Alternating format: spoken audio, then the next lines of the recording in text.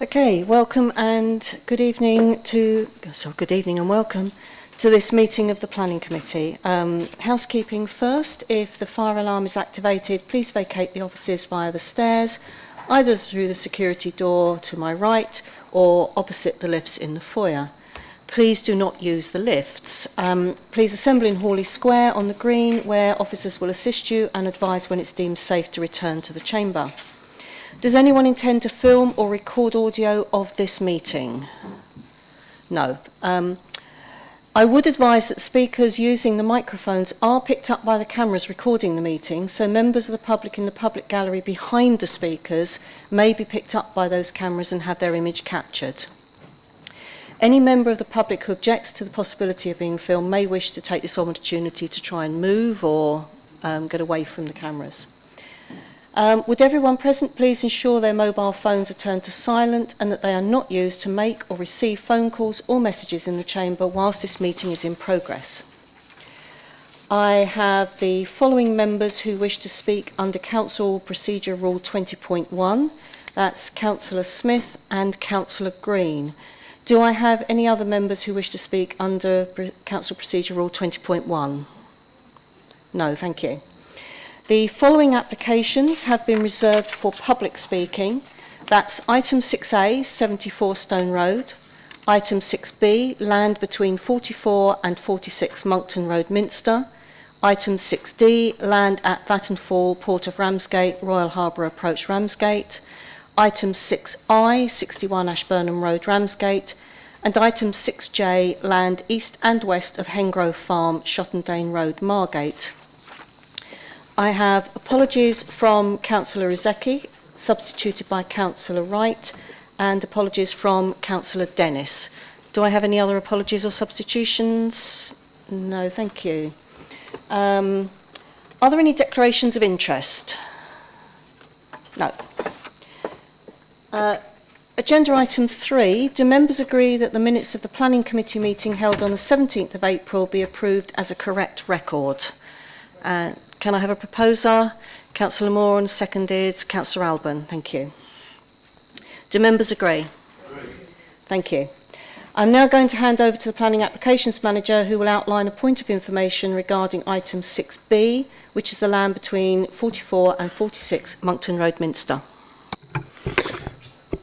Thank you, Chair, and good evening, members. So on item 6B, as mentioned, land between 44 and 46 Monkton Road, Minster, officers are updating the planning condition within the recommendation to approve.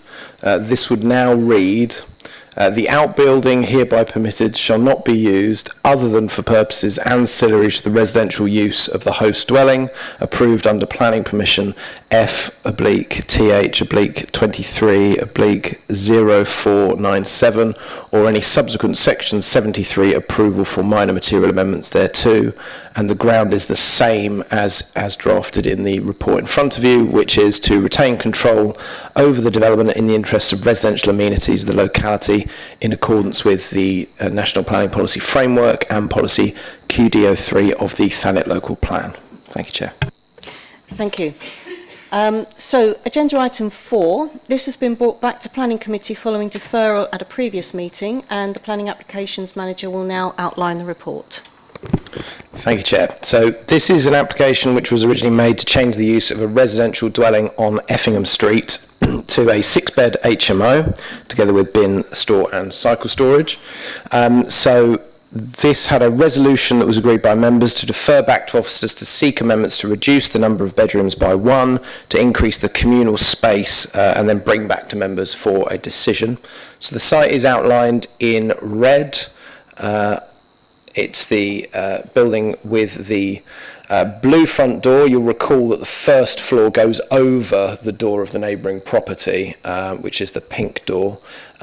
So the main change that has occurred is that the ground floor plan previously had a bedroom at the front, in the front room, which meant that it added up to 6 people. That has now been changed, so that has been changed now into a living room. So the kitchen area is still the same. You'll recall the long kitchen area with the dining area as well, but now there is an actual dedicated living room on the ground floor. The first floor plan is unchanged, as is the second floor plan.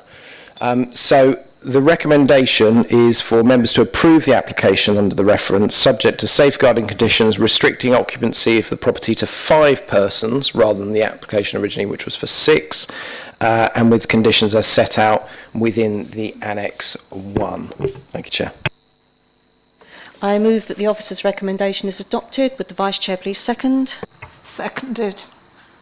And do I have any speakers? Councillor Wing. I'm glad to see that they've listened to our advice and actually removed one room, and it definitely looks a much better type of accommodation for the number of people that will be there. I'd just like some clarification on the 200 metres, if there's another HMO within 200 metres. I'm still firmly believe that the one on Queen's Road is within 200 metres as the crow flies. So can we confirm whether that 200 metres is as you walk or as the crow flies? And can the distances be shown on this screen? I can't show you the distances because I don't have, it's a presentation, so I can't actually edit and show on Google to basically draw a line from one to the other. It is as the crow flies. It's effectively just a circle drawn around with the centre point being the property. It's 100 metres, which is the requirement. In this instance, that property on Queen Street, again, I haven't checked it since before the last committee meeting, but before that meeting I measured it as the crow flies, and it is in excess of that. Even if it wasn't in excess of that and it was within it, that doesn't automatically mean that an application should be refused under the HMO policy. It's just that a consideration then needs to be given as to whether or not it would actually change the character of the area to have another HMO in that area.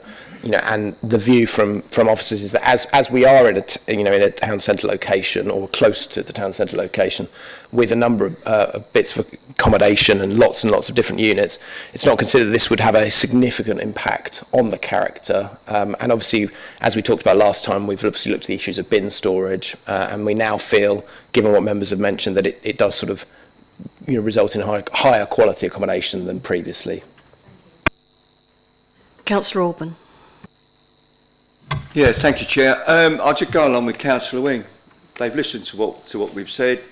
I'm happy with it, and I think that we should approve it. Thank you, Chair. Councillor Bayford. Thank you, Chair. Yes, I also agree. I think that our wishes have been complied with.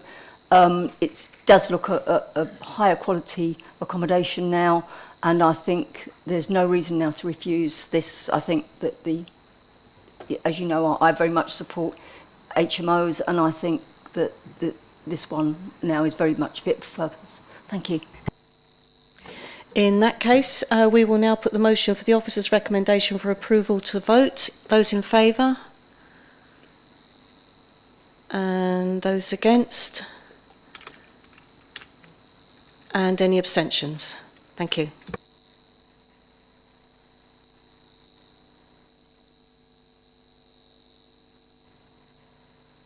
Sorry, the motion is carried.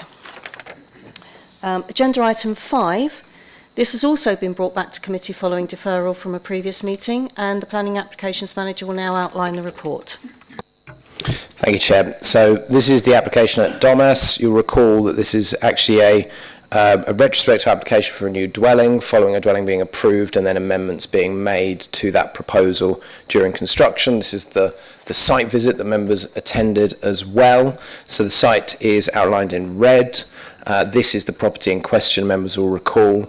And the resolution from that meeting was that the application be deferred to officers to seek amendments to the flank walls of the balcony at first floor level, then bring back to members for decision. Specifically, it was looking at this elevation here. So this was a partially completed block wall that was part of the proposal. The original plans that were previously approved, that members were shown for the previous application, had a screen across there for the balcony, and then the proposal was for a block wall, so higher than the wall that's actually on site in the photo that we've just seen by 2 blocks. and then extending the full depth of the balcony. So what has occurred is amendments have been made to reduce down the number of blocks from what was proposed by 3 blocks, so 1 block off what was in the photo, and then to have the screen that would go up to a height above finished floor level of 1.7 metres, so there's about a metre on top where you've got obscure glass panels. So the rear elevation, you can see on the left-hand side is that elevation that we were just looking at. You can see that the floor height is 1.7 with that top metre being glazed panels. So therefore, on that basis, the application is recommended for approval with the updates to the various conditions to require the provision of that glazing and updating the plan conditions. The recommendation for approval. Thank you, Chair. Thank you. I move that the officer's recommendation is adopted. Would the Vice Chair please second? Seconded. Thank you. Do I have any speakers? Councillor Keane. Thank you. I mean, it's better than it was, but I don't really understand why they have still kept part of the wall and only taken one lot off when the original plan that was approved was a total obscure glazed end to it. Is there any reason why they haven't done that we know of? We haven't got a reason why, but it's obviously in terms of what has been put forward, it's it's now the consideration is just on the merits rather than it being an either or. In terms of, just to give you an idea of the impact point, so you can see here the dotted line that's shown is the actual boundary of the neighbour. So if you note the dotted line there, and I'll just go back. You can see where this is just behind this bush is where it actually rises to that level. So again, 1 block comes off and then it's obscure glazing. And obviously the concerns that members were outlining and were outlined on site was that obviously if that block wall gets higher, it would cause a sense of enclosure to that area. So we feel like this is a acceptable middle ground between the two, and actually on its own merits, shouldn't result in a refusal in terms of sense of enclosure, in our view, that is. Councillor Matterface. Yes, the original approved plan, the glazing was going to be shaped, but I think the plan you showed, it was just a straight line, is that? So do we know why they've gone away from the shape? The shape was, well, at least the wave impact was more attractive than that, but this is a compromise, perhaps? I mean, it's what's in front of us. I mean, preference-wise, we wouldn't be able to require it to drop down necessarily because, again, it's clearly dealing with the fact that obviously what you had was much more of a solid mass and a deadening impact of what was there. This clearly still is it's a solid entity, but obviously it doesn't have quite that same impact in terms of enclosure. Councillor Bayford. Thank you, Chair. I had no problem with the original. I think this is an excellent compromise. I think the houses are very large, have a very open space ahead. I really cannot see that there is any problem now, so I'm very happy to support this application. Councillor Alban. Thank you, Chair. Yeah, having been on the site visit, this is better than what was there. It's a no-brainer as far as I'm concerned, and I'll support the recommendation. Thank you, Chair. Councillor Rattigan. I agree actually with both my fellow colleagues. I had no problem with it before. It's down to individual sort of taste now, and I will be approving. I just wanted to make a comment. I think in answer to Councillor Matterface's question, I think that there was a change in the usage and size of the actual balcony, which was why they wanted it to come right out to the front, because originally it stopped. Sorry to interrupt. Yes, it wasn't as deep. Obviously, This was one of the parts of the proposal. Indeed, was, as you say, it goes deeper than it previously did. Yeah. That's my recollection from the last meeting. So I think that's thing.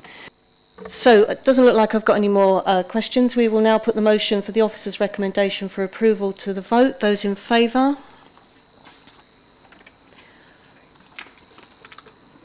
And those against? And any abstentions? The motion's carried. Thank you. Agenda item 6. Any site visits will take place for committee members on the morning of Friday the 31st of May 2024. Will members please note that this is a slight deviation from being the usual first Friday of the month, so it is a week earlier than normal. Thank you. So moving on to agenda item 6A, public speaking. The first item is 74 Stone Road Broadstairs. Speaking in favour of the application is Mr Thomas Mullally. You have 3 minutes. Thank you, Chair, thank you, Vice Chair, and members of the committee. My name is Tom Mullally, and I'm here this evening as the architect and agent representing my client and their family home application at number 74 Stone Road Broadstairs. We appreciate the opportunity to present our proposal and address any remaining concerns you may have. First, I would like to thank the Case Officer Victoria Kendall for her invaluable guidance throughout the process. Her expertise has been instrumental in helping us refine our proposal, and I am pleased to note she has recommended approval following amendments to address the objections raised. The primary concern from objections relates to privacy for the garden and annex of number 3 Park Road. The privacy of their neighbours and selves is of paramount interest to my clients, and so we have worked hard to make significant design amendments to support this aim. Planning guidelines suggest a distance of at least 21 metres between facing habitable room windows, unless overlooking a street or public space. Our proposal generously exceeds this guideline, as measured to the nearest window of number 3 Park Road, with 26.7 metres from the proposed second floor interior, and 23.6 metres from the closest edge of the proposed roof terrace. Additionally, existing dense foliage and high fence lines provide further privacy, as shown in our supporting documents. Quoting the Case Officer report, on balance it is considered that any views would be angled and long distance so that most of the main garden space could be retained as private garden space without being overlooked. Further concerns raised included proximity of windows to number 72 Stone Road next door. We introduced a privacy screen to the ground floor terrace to address this, maintaining the privacy of number 72. The third, location of the swimming pool. At the building control stage, the swimming pool will be designed and constructed by qualified specialists, ensuring all safety and structural standards are met. And the fourth, raising of the ridge could be overbearing. The proposed raised ridge is a modest 30 centimetre increase. The Case Officer's report suggested this would not dominate the street scene, being slightly taller than the existing structure, which already appears larger than the neighbouring property due to the eaves height difference. We've worked diligently and collaboratively to ensure our proposal is thorough and appropriate for the street scene. The Case Officer's approval highlights its suitability. This development will improve the property and site, providing a high-quality family home and amenities, while respecting neighbouring properties and enhancing the local area. Thank you for your time and consideration, and I'd be happy to answer any questions you might have. Thank you. Could you turn your microphone off, please? I appreciate the offer to answer questions, but you are unable to speak again, having already spoken, so we will not be able to ask you any questions. Speaking against the application is Dr. Karen Shepherdson. You have 3 minutes. Thank you, and thank you for giving me this opportunity to speak this evening. It's very much appreciated, and I aim to come in under time. I hope you also received a letter that I sent last week, and apologies if my voice is a bit quavering, but I'm feeling nervous. Our objection to the proposed plans for 74 Stone Road application are with regards to the construction of the significant roof terrace with the large balcony and accompanying roof terrace lighting. If approved, from our perspective, these particular architectural changes would have a significant and overbearing impact on us living at the neighbouring 3 Park Road. For context, and as you will have seen in the planning documents, our home sits at least 1 storey lower than 74 Stone Road due to the sloping land heading seaward. Our property and building runs right up to their boundary, and we understandably consider our home and our garden as our sanctuary. Currently we have a view of the roof of number 74, But should this planning application be approved, we would no longer be viewing a neighbour's roof, but looking up to their living space, and they in turn would look across and down into what are currently private and have never been overlooked areas of our property. Our sit-in and workroom and the rear garden are all in that very area, none of which have ever been overlooked since the house was built in 1926 and has been our family home since the early 1970s. Again, from our perspective, this constitutes an intrusive and significantly overbearing negative impact. I'd like it noted we would happily host a scheduled site visit for the committee, its officers, the architect and indeed the owners of our neighbours at number 74, if that would be helpful in understanding why our objection is being made. And I would also just want to note that in the past couple of years we've had a number of planning applications come in of our area, and including one at One Park Road which is currently under build, and we've never dreamt of making an objection. We understand that changes are needed and take place, but this particular proposal has just overwhelmed us. Thank you. Thank you. I will now hand over to the Principal Planning Officer to outline the report. Thank you, Chair. So this is the application site outlined in red here, so this is number 74. And the proposal is for a number of extensions, alterations to the existing building and the wider site. So looking at this aerial view, this is number 74 here, number 72 here, and this property here is number 3 Park Road. So just looking at some more aerial images of the site, we have number 74 here, number 72. This is Stone Gap, and there are a number of trees to the left of that access which are covered by TPO but are not affected by this application. And you can again see to the rear here of the site, this is 3 Park Road, and this is number 72 Stone Road. So we've got enough of view of the site. So you can see here Stone Gap, running down the side here, the protected trees, the application site itself in this location, and again this is a view of number 3 Park Road. So we're just going to have a look at some of the photographs of the site and various views from around it. So this is number 74 Park Road here, from the front, looking from Stone Road. This is looking in from the driveway of number 74. So you can see there's an existing garage in this location here, and there are actually 2 drop curbs that serve the property, one here and one on the other side of the property. This is going to the rear of the application site. As you can see, this is the main part of the property here. There's an extension here, and that's the wall between the property and number 72.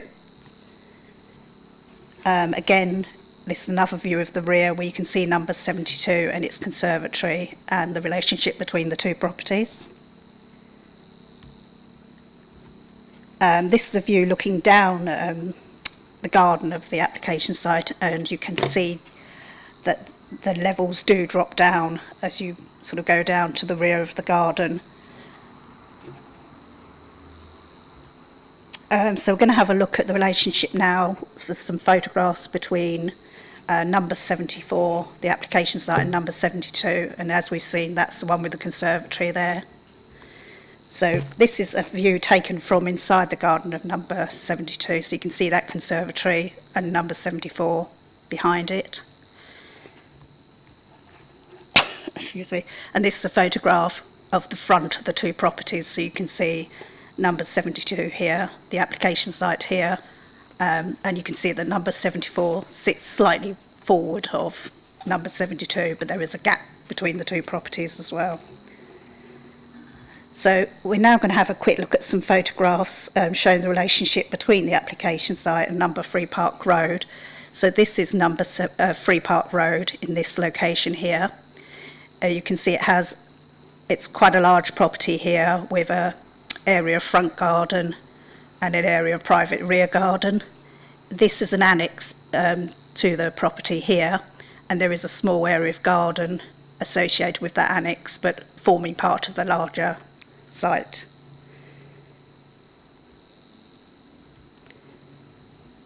So this is looking at the annex. So we're standing in the curtilage of 3 Park Road, so that's the annex here, and you can see number 74 over here. And this is the actual sort of garden that's associated with that annex. So it's immediate abuts the rear garden of number 74. And this is a view actually from a window of number 74. So you can see that area of garden we've just looked at. The annex is in this location here, and the main property further away beyond that. Just a quick view now, just looking at Stone Gap. So this is a view looking at the property. So this is the application site here. So it would be visible from Stone Gap as well.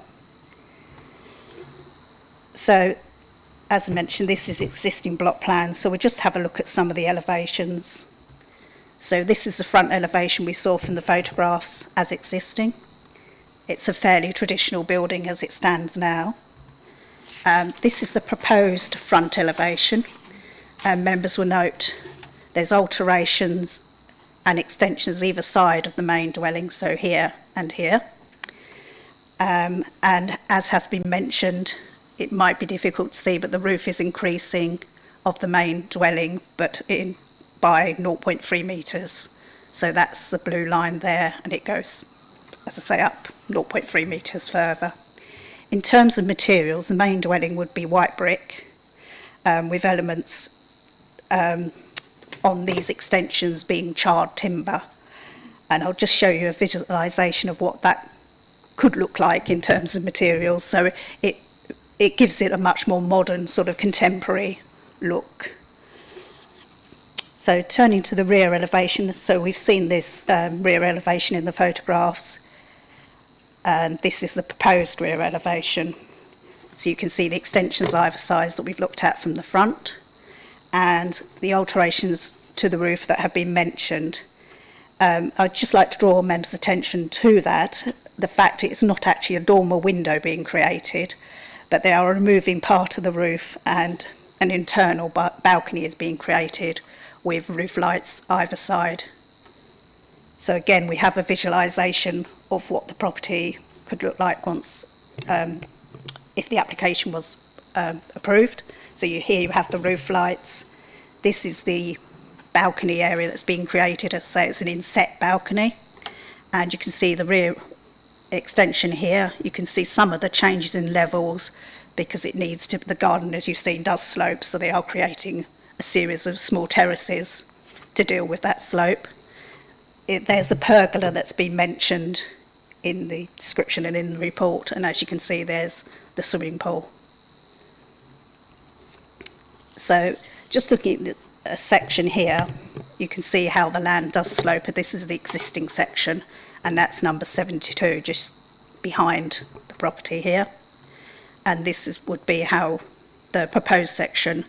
So you can see here the roof terrace that's being created, and the slope down from Stone Road in this direction here, down past. There is that screen that's been mentioned, a privacy screen that would offer some privacy to the adjoining neighbour at number 72. And then you can see it steps down again, and then you have the pool and a further step down. This is it's not visualisation. This is a drawing that's been submitted by the agent to try and sort of show where you would be able to look from if you were stood in the roof terrace. So you would be looking straight across, and most people obviously would be wanting to look out towards the sea, and it would be difficult to look down towards the annex in this location here, or its private garden. And again, as has been mentioned, there is quite a significant distance, as well as the changes in level between the two buildings. So over 20, nearly 27 metres from the roof terrace itself. So again, we have the flank, excuse me, side existing sections here, so either side. And again, we have the proposed one. So again, you can see the pool in that location and going down on that side. And this is the opposite side there, and you can see the roof terrace set in there. Just have a look at some of the floor plans. So this is the existing ground floor plan. So you can see there are two driveways serving the property, both with drop curbs. There's an area of front garden here, an area of rear garden that we saw in the photographs. This is the proposed ground floor plan. Again, those two driveways would be remaining, and the area of landscaping retained there. These areas highlighted in yellow will be new, so that's the two side extensions we looked at and the rear extension wrapping round. And you can see some steps and some idea of how, as we've seen, the garden would be terraced, and you can see the swimming pool in that location here. Again, this is the first floor, so it's, as you've seen, a rather sort of square rectangular box at the current time, and it becomes a little bit more interesting again with the proposed first floor plan with these areas to the side. This is the existing loft plan, and this is the proposed second floor plan. So what we saw on the elevations are those, there would be living space in this part here and served by a roof light. This space is shown to be storage, but also served by a roof light, and this is the roof terrace that's inset into the roof, so it doesn't project further from the roof. And just the existing roof plan and the proposed roof plan. So just to sum up, whilst it's acknowledged that it will be different, it will be contemporary, there is no set pattern of development and properties in the area, and it is considered that the development would add interest to the variety of properties that are found on Stone Road. So it would be unlikely to result in any significant harm to existing residential amenities of surrounding occupiers, though it will be perceived that it will be slightly higher and there will be more built form on site. It is not considered that there would be resulting overlooking given distances and the fact that roof terrace, etc., is set into the building rather than projecting out, and there is not considered to be any issues with car parking or highway safety. So the officer recommendation is for approval, subject to conditions. Thank you, Chair. Thank you. I move that the officer's recommendation is adopted. Would the Vice Chair please second? Seconded. And I have first speaker, Councillor Alban. Yeah, thank you, Chair. For me, looking at this application, I can't see a problem in the raising of the height of the ridge of the house. It's very small. I think that's acceptable. I also think the side extensions in themselves are acceptable. I think the design of the development is interesting, and I think it's good sometimes to have a change in the visual aspects of a road. The issue for me is the overlooking and what I've heard from the neighbours. So I'll be interested to hear what some of my colleagues have to say before I formally make my mind up. So I will just leave it at that for now. Thank you, Chair. Councillor Garner. Thank you. Yeah, I agree with Councillor Alban on the design, the changes in the ridge heights, and the concern about the overlooking. It's very difficult very difficult to tell just looking at the those designs actually how much overlooking is likely to be over number 2, isn't it, Park Road. So I mean I am concerned about that, and I think I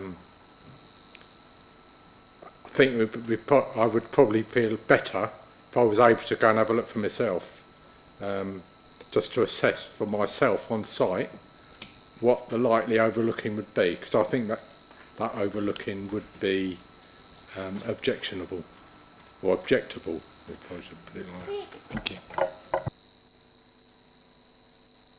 Councillor Wing.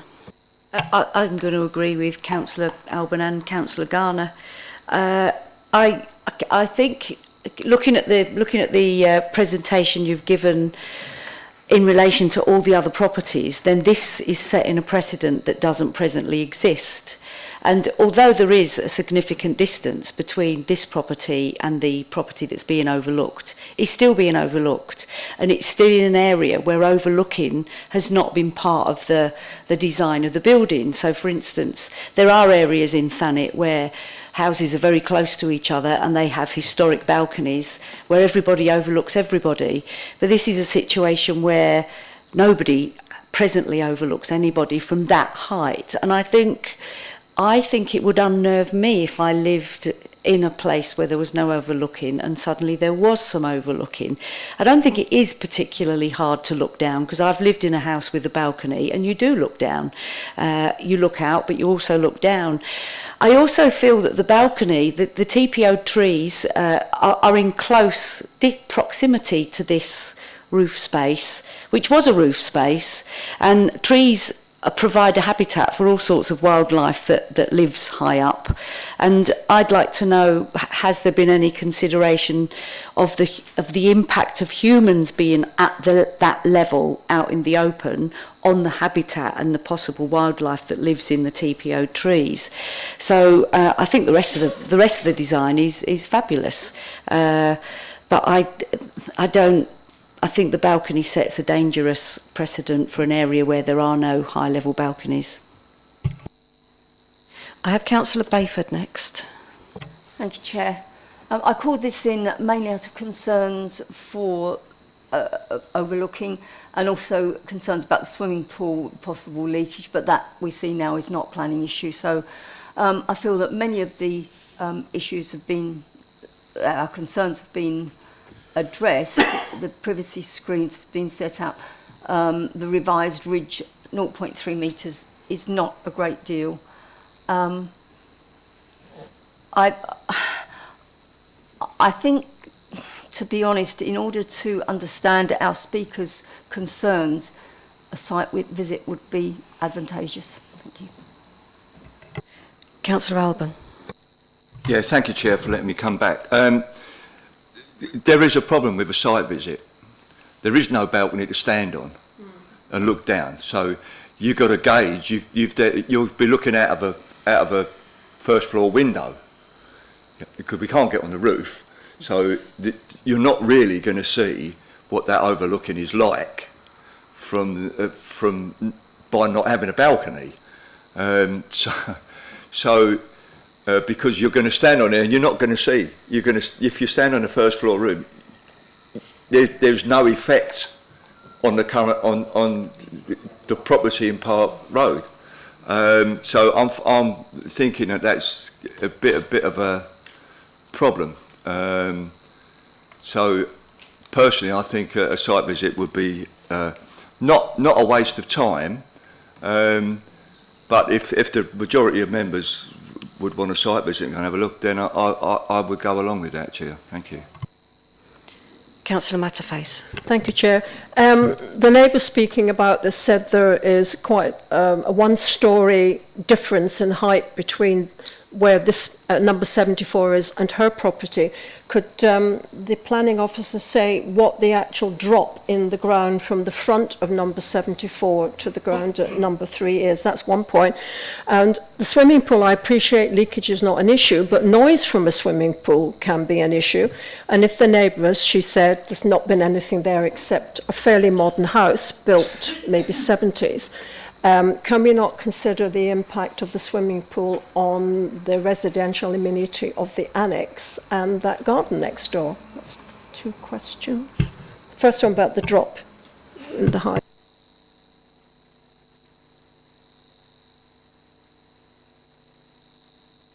We're working on it. Bear with us. I know the area quite well, and I can even tell you how many steps there are down from the road down to Stone Bay. 78, I think.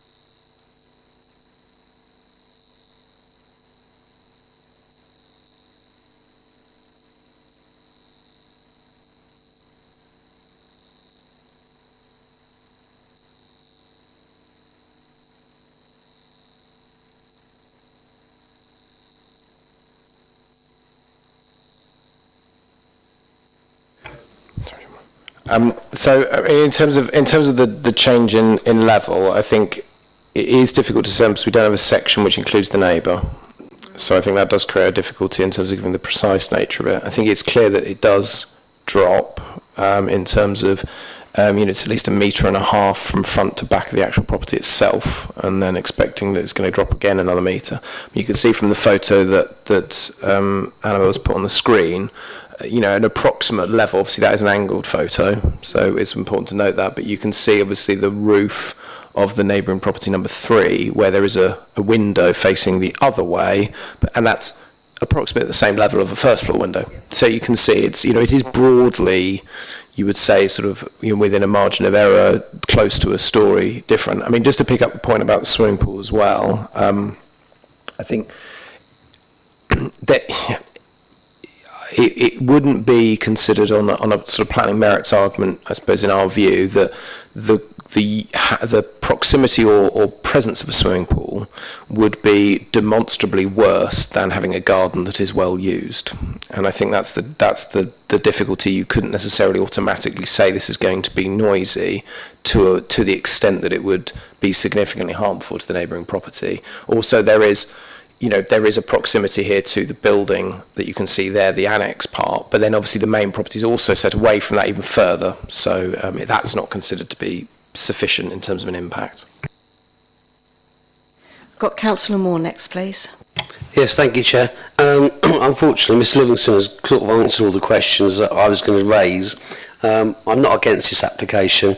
I think it's a modern uptake of an old building and refreshing the area. I think it will add to the character of the area. I don't have a great deal of concerns about overlooking because it's the annex and the distance that's projecting, and as Councillor Alban said, we're not going to be able to see that point anyway. So I struggle to see a reason, A, for a site visit, because we're not going to be able to see what we want to try and see, and I can't see us really refusing it because I think it would win on appeal. Thank you, Chair.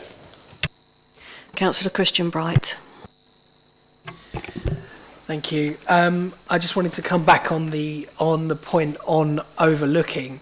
I think what I would like to know more about is the point that is being overlooked, rather than that. I think I'm sort of level with Councillor Moore here. I think the garden, if anything, it will be quieter because it's only going to be used for two months of the year.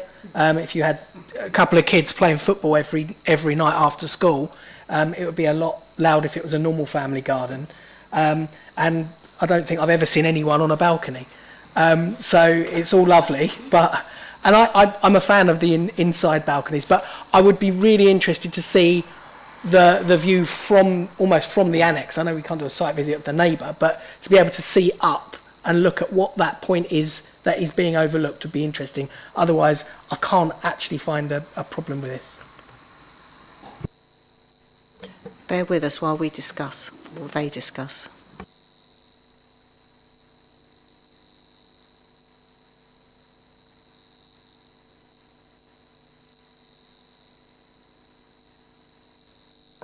We're just trying to get the answer for you.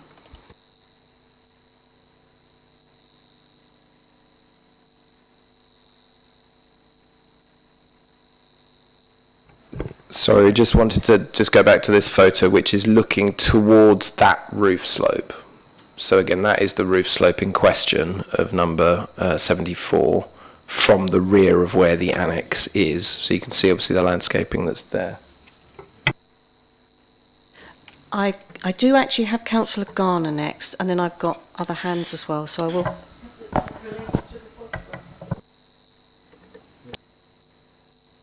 Bear with me, Councillor Garner. I just want to say, this is the annex garden of number 3, but beyond that pergola, there's quite a lot of greenery. Is that greenery in the garden number 3, or is that greenery in the garden of 74 and presumably might be cleared away to make room for the swimming pool?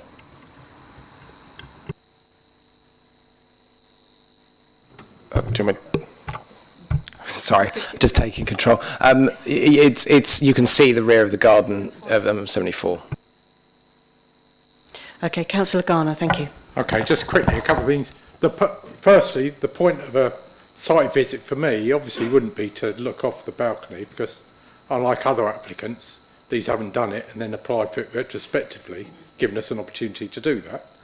But what the point of a site visit for me would be to go in the garden that would be overlooked, to walk around that garden, to look up at the roof, because where the roof is where the balcony is going to be, and that would give us a good idea of whether or not there was overlooking, because if I could see, or if I felt that I could see enough of the roof from different points of that garden, then that would be overlooked going the other way once the balcony was there. Councillor Keane. Just a question, what's in the annex? Is it, bedrooms, living space?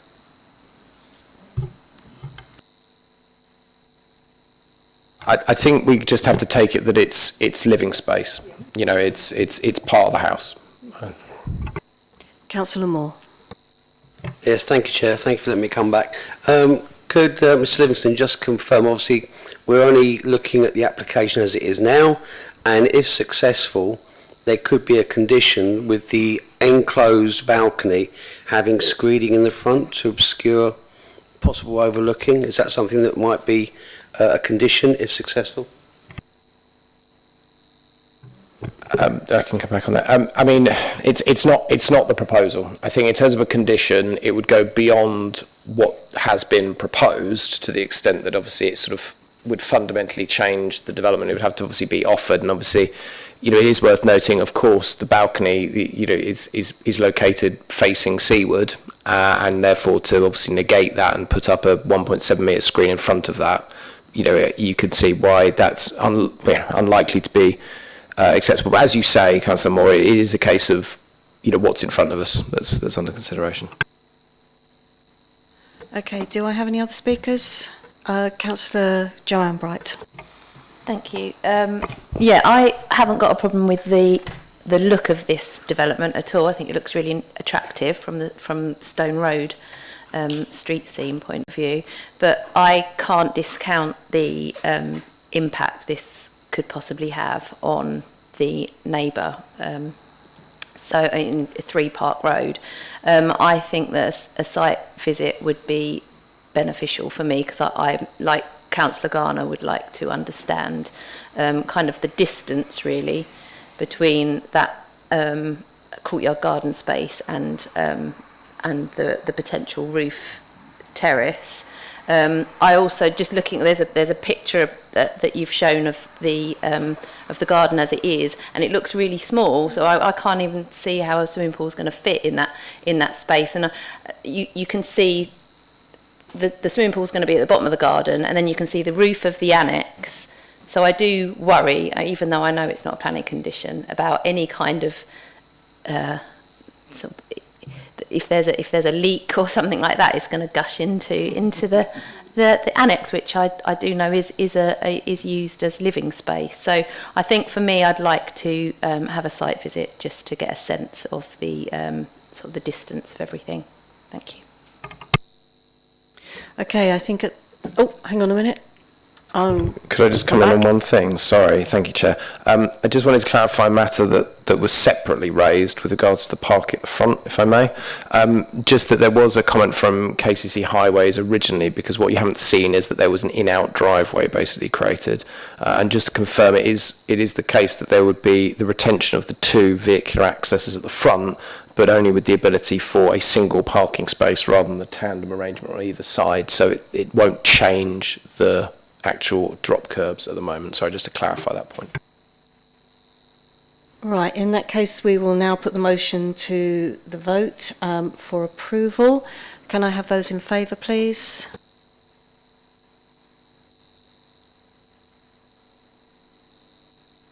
And those against? Any abstentions? It's carried. Thank you.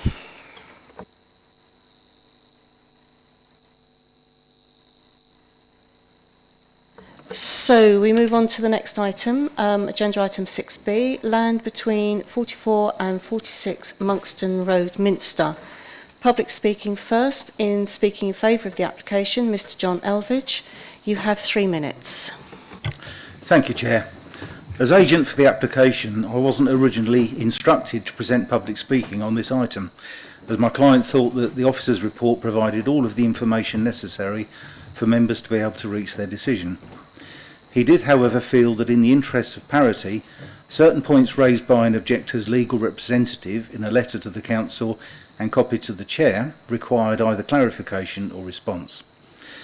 It has firstly been contended that dimensions in the officer's report are inaccurate.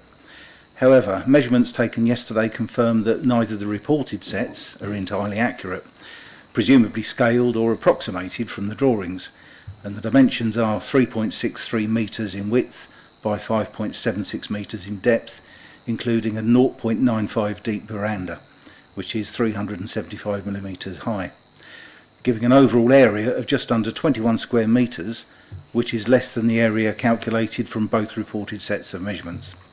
But nevertheless, the results are academic, given that permitted development rights for ancillary outbuildings can cover up to 50% of the garden areas of dwellings. As far as the fallback position is concerned, the objector's representative refers more than once to the possibility that the approved dwelling may never be constructed or may not be completed.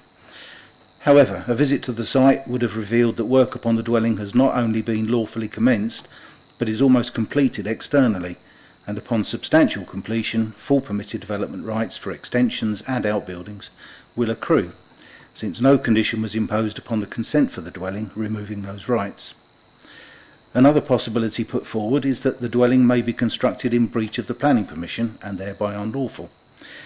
However, given the dwelling is nearing completion, only one condition was imposed requiring the submission of details, which has since been discharged, and no enforcement action has been taken or is envisaged by the Council against any such breach. This argument carries no weight. As one expects with most new developments, there have been some minor amendments to the design and appearance of the house, but these are now the subject of a Section 73 minor material amendment application, and in view of the nature of the changes, there is no reason to assume that these revisions or subsequent revisions will not be acceptable to the Council. Members therefore only need to be satisfied that on the balance of probability, the dwelling under construction will be lawfully completed, and that the difference between the present summer house and any much larger alternative closer to the neighbouring properties is therefore a material consideration, as long as the veranda is just 75 millimetres or 3 inches lower than that which presently exists. Thank you. Thank you. I have, speaking against the application is Mrs Nyrak. Speaking on behalf of Mr and Mrs Murray, you have 3 minutes. Philip and Anne Murray have enjoyed living at 44 Monkton Road since 1983. Philip Murray was a manager at Pfizer and Anne was a local GP. Both are retired now. Unfortunately, their privacy, property and garden are now being blighted by the development of 44A Monkton Road, owned by Mr Alan White. The summer house is on a raised platform greater than permitted at 37.5 centimetres. The veranda is 7.5 metres from the Murray's conservatory and 12 metres from the rear of their house. The summer house has been positioned to face north, which is a strange orientation. It has a full-width veranda and large windows which look directly into the Murray's south-facing dressing room and bedroom. A person standing on the elevated veranda can look directly into the Murray's conservatory, garden and private seating areas under the veranda at the rear. The limited amount of foliage along the Murray's boundary with 44A Monkton Road is not evergreen and is cut down regularly. The Murrays can see Mr. White on his veranda from their conservatory, garden seating area, dressing room and bedroom, so they are certain he can see them. The approval of the summer house with windows and veranda directly overlooking the rear of their property and garden will result in a complete loss of privacy. The Murrays consider this unacceptable. So we have lived at 46 Monkton Road since '96. I work locally in the NHS. Mr. Wright erected the summer house in '23 without planning permission and took up residence sleeping overnight using a wood-burning stove. I could see Mr. White from more than half of the garden at the back of our house. Mr. White's land is about 1.5 metres higher than ours, and the summer house is also elevated. So the veranda is about 2 metres taller than our garden, giving him a grandstand view. We can currently see people in this area from head to toe, so they must be able to see us. Currently, the only screening between 44A and 46 are mainly deciduous plants put in by us. Mr. Elvidge stated, it is acknowledged that the level of screening is greater during the summer months. The boundary has been damaged to an unknown extent by the digging of foundations for the new house. For at least half the year, the view to our property from the summer house is clear. The planning officer states that the summer house windows only look towards the development. This is untrue, and I've shared photos of windows of the east and west elevation looking directly towards neighbours' gardens, and we're concerned about the inaccuracy. Mr. White also has views from large upstairs and downstairs side windows in his new home, which is 2 metres from the boundary. Mr. White demonstrated the value of our view of our garden by building a fence with 3-foot panels. He was instructed to cease this work by building enforcement and has applied for a fence of less than 4 foot.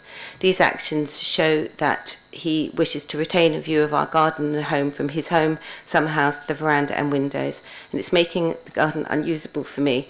I feel quite intimidated by the amount of places that my garden can be seen into, and I'd ask the committee to reduce the number of these viewing points by refusing the permission.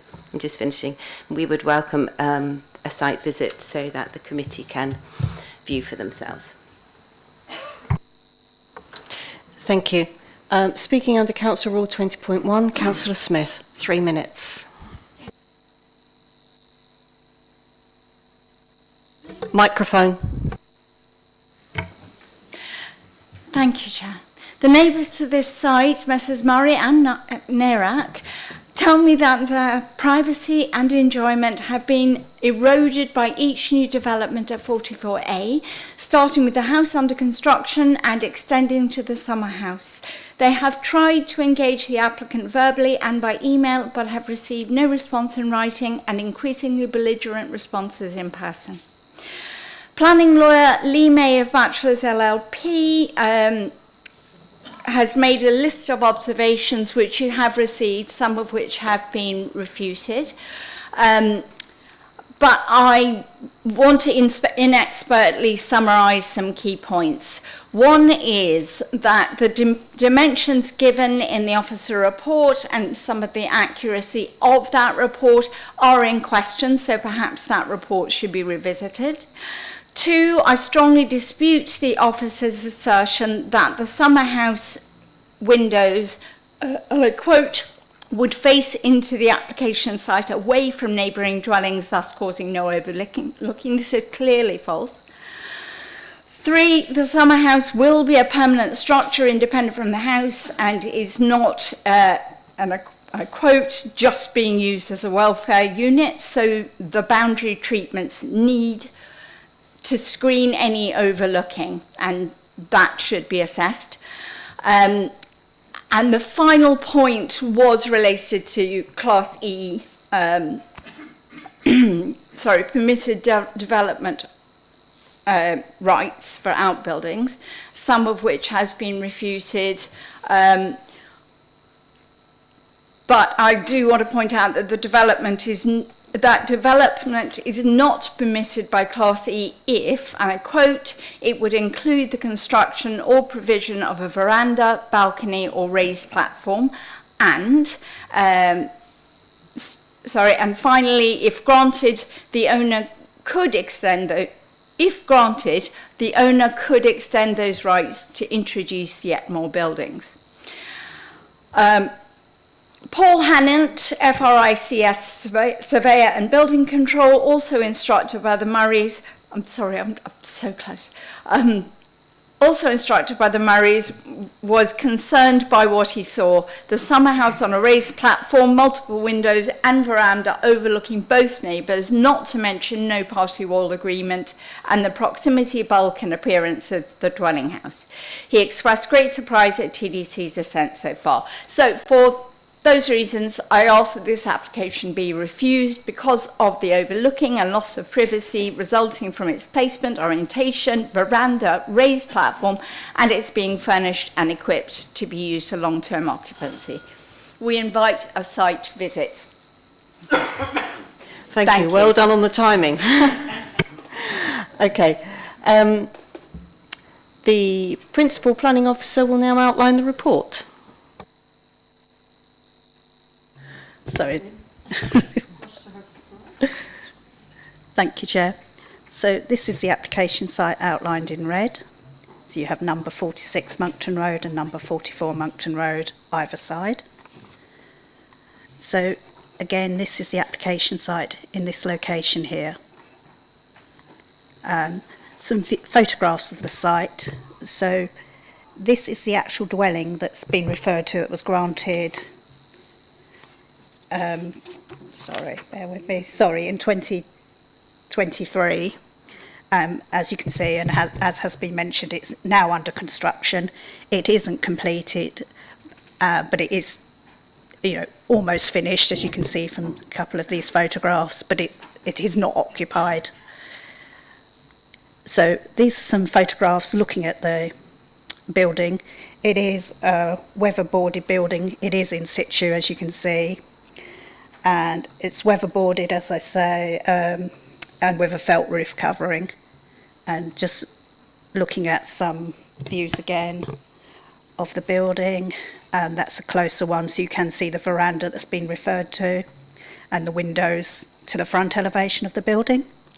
It is noted that there are windows in the sides, and that is referred to in the officer report. It hasn't been missed out. Just to give members that comfort, we are aware of those windows, and that's the other side with the window in that side as well. And that's actually a view looking out from the neighbouring property, from their windows at first floor level, and you can see the outbuilding there. So, as has been mentioned, it is a detached building to the rear of the plot. It is intended that it would be a permanent building and would not disappear once the house has been constructed or be removed. And as has been mentioned, it is a timber building, as we've seen, with felt roof covering, which is typical of lots of outbuildings you'd find in residential areas. The building is situated adjacent to the eastern side boundary of the application site, as we've seen, which is shared with number 44, so you can see it's closer to that side. It does have a footprint of approximately 21 square metres, as has been mentioned. It is considered to be subservient to the main dwelling and a typical sort of outbuilding you'd find in a garden. So in terms of its actual location, it is single storey. It has got a pitched roof, but it's not overly high. It is some 12 metres from the rear of number 44. So whilst there will be windows to the front that look out, they do face the rear of the dwelling that's being under construction on the site. It is recognised there are windows, as we've seen from the photographs and recognised in the report, that they would sit are located in the side of the building, but given that it is single storey and once the fencing that is associated and required under the planning application for the dwelling are in place, they would be blocked by that boundary treatment, so it's not considered there would be overlooking to number 44 and number 46 by the low level of the actual building.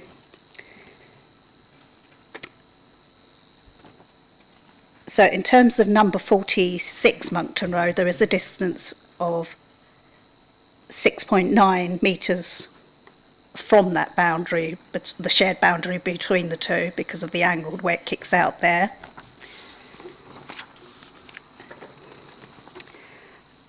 So essentially it is considered that the application would be, now the house is underway, essentially an outbuilding to that house, and it is typical of many other outbuildings. And once the house has been finished and boundary treatment in place between the properties either side, it is considered there would not be overlooking or any issues in terms of residential amenity, adverse impact on residential amenity of the adjoining occupiers. So the application is recommended for approval. Thank you, Chair. Thank you. I move that the officer's recommendation is adopted. Would the Vice Chair please second? Seconded. Councillor Alban. Thank you, Chair. A couple of questions, please. Can you advise whether the land that the building is sitting on, and it doesn't appear to be, but I will ask the question anyway, whether that land has been raised and then the building put on the top of that? And secondly, could you confirm that if the house was occupied, that this would be permitted development if built after occupation? Unless there's a condition on it otherwise. I'm not aware of the land being raised before the building was put on site, but this site is slightly higher than number 46. It does drop down as you go along Monkton Road. It would not be permitted development due to the proximity of it to the rear boundary in terms of its height and as potentially the veranda as well. If it was moved or the veranda removed or lowered in height, then yes, it could be permitted development, but in its current form, no. Well, I mean, for me, I can't see anything wrong with this at all. Thank you. Councillor Matterface. Thank you, Chair. Actually, in that photograph and the previous one that Annabelle showed, there appears to be a shed in the garden next door, and it was the one with the red line round it. Oh. If you can go back that far. Sorry. That one. No, you had one with the building in it. Anyway, it looked to me like the garden next door had got a shed quite close to the fence. And if that is in fact a shed, then the window on the side of that building is looking out onto a fence and onto the roof of a shed. So I can't see how it could be argued it's looking into the neighbour's garden. Is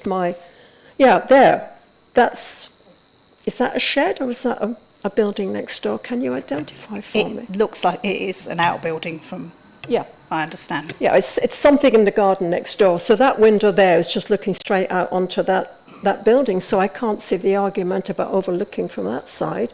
It's a summer house in a back garden. I can't really see what the problem is myself. Councillor Garner. Can I just ask for clarification on the retrospectiveness of this? I'm a little bit confused about, on one hand it says it was built for people to use while they're building the house, but then it's an outbuilding. I'm a bit should this have got planning permission before the house was started? That's what I'm asking. So it was constructed without planning permission. Originally, indication that was given and the original nature of the application that was made was that it was to be used, I suppose, similar to sort of welfare. You can have a caravan on the site whilst you're constructing something, depending on what was on the site originally. The application has subsequently changed because it hasn't been used for habitation for some time since the initial use, and now obviously is coming forward on the basis that it would link to the dwelling that's obviously now under construction. So it has gone through a few sort of changes in terms of its function, but it hasn't been used in the original way it was being used without planning permission for a little bit.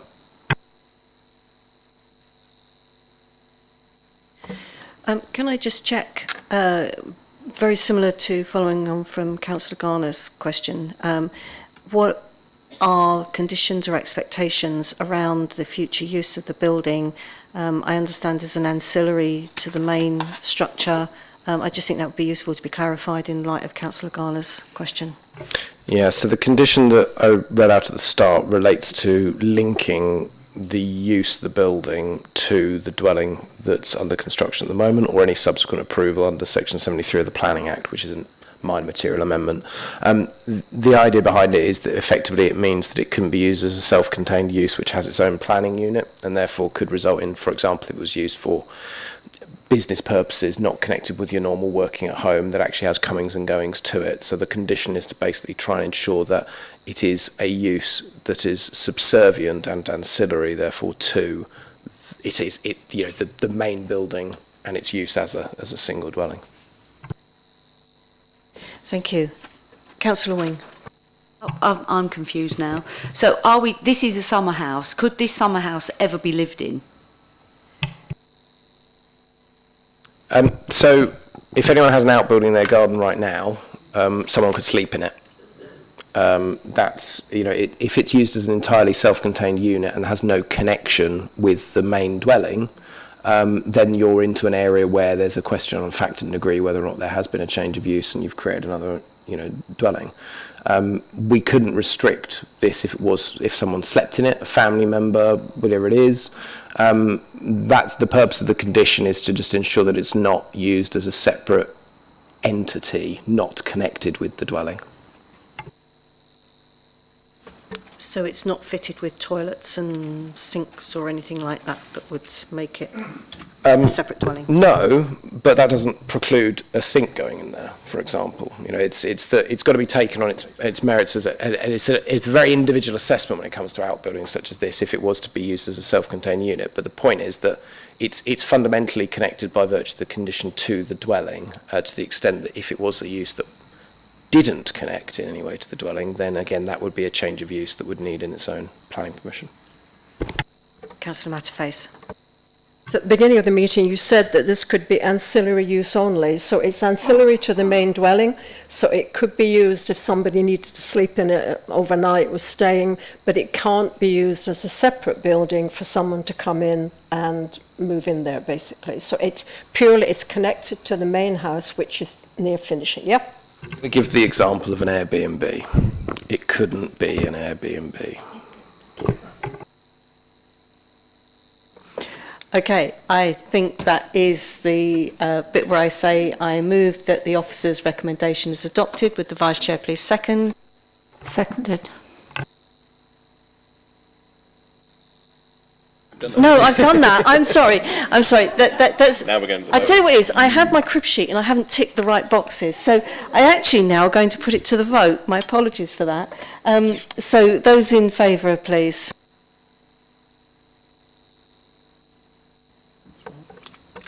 And any against? And any abstentions? Thank you. I do get muddled up sometimes when I don't tick my boxes on my pages properly. Okay, the next item... The motion's been carried. Sorry, the motion's been carried. I get flustered once and it keeps going. The next item on the agenda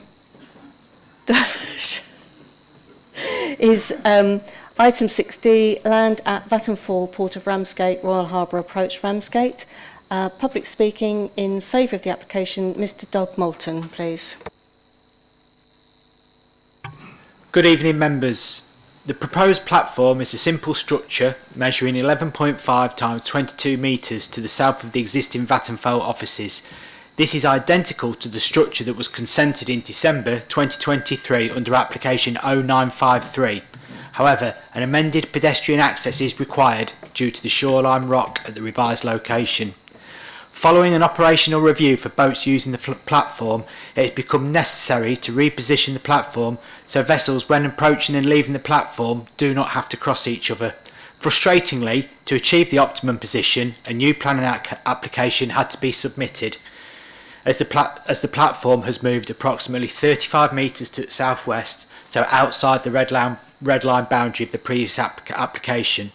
The development fully complies with local plan policy SP11 Ramsgate Port, which supports port-related development, and obviously the Port of Ramsgate is a major economic driver in the locality, with offshore wind being a vital component of that. The applicant Vattenfall Group operates 10 offshore wind farms, and offshore wind is a critical component of the country's energy mix in getting and achieving net zero by 2050, and accordingly the maintenance of the wind turbines is key to maximising renewable energy generation. The facility will be in joint use with London Array, so the structure has maximum operational benefit. The development will be installed at a fixed height, matching the levels of the adjacent dock. The only part of the development that would be visible are the hydraulic cranes, and there's cranes already present within the harbour. There's no statutory objections to the application, including from either Ramsgate Town Council or the Heritage and Design Forum, and no letters of objection from any local residents. The Kent County Council mineral teams have confirmed the development would have no impact on the nearby mineral importation facility. The construction of the platform is short, being around 7 weeks, and would use a modular build, and would take place between April and September, so outside of the overwintering bird period. The applicant wants to install the platform as a priority, pending planning permission being secured tonight. The construction methodology of the platform is clearly set out in the Construction Environmental Management Plan, which is conditioned. The conditions proposed are identical to the previous permission and are once again agreeable to the applicant. This document, alongside the Shadow Habitats Regulation Assessment, is agreed by both Natural England and the Council Ecologist as appropriate to mitigate any limited potential environmental impacts around birds within the harbour.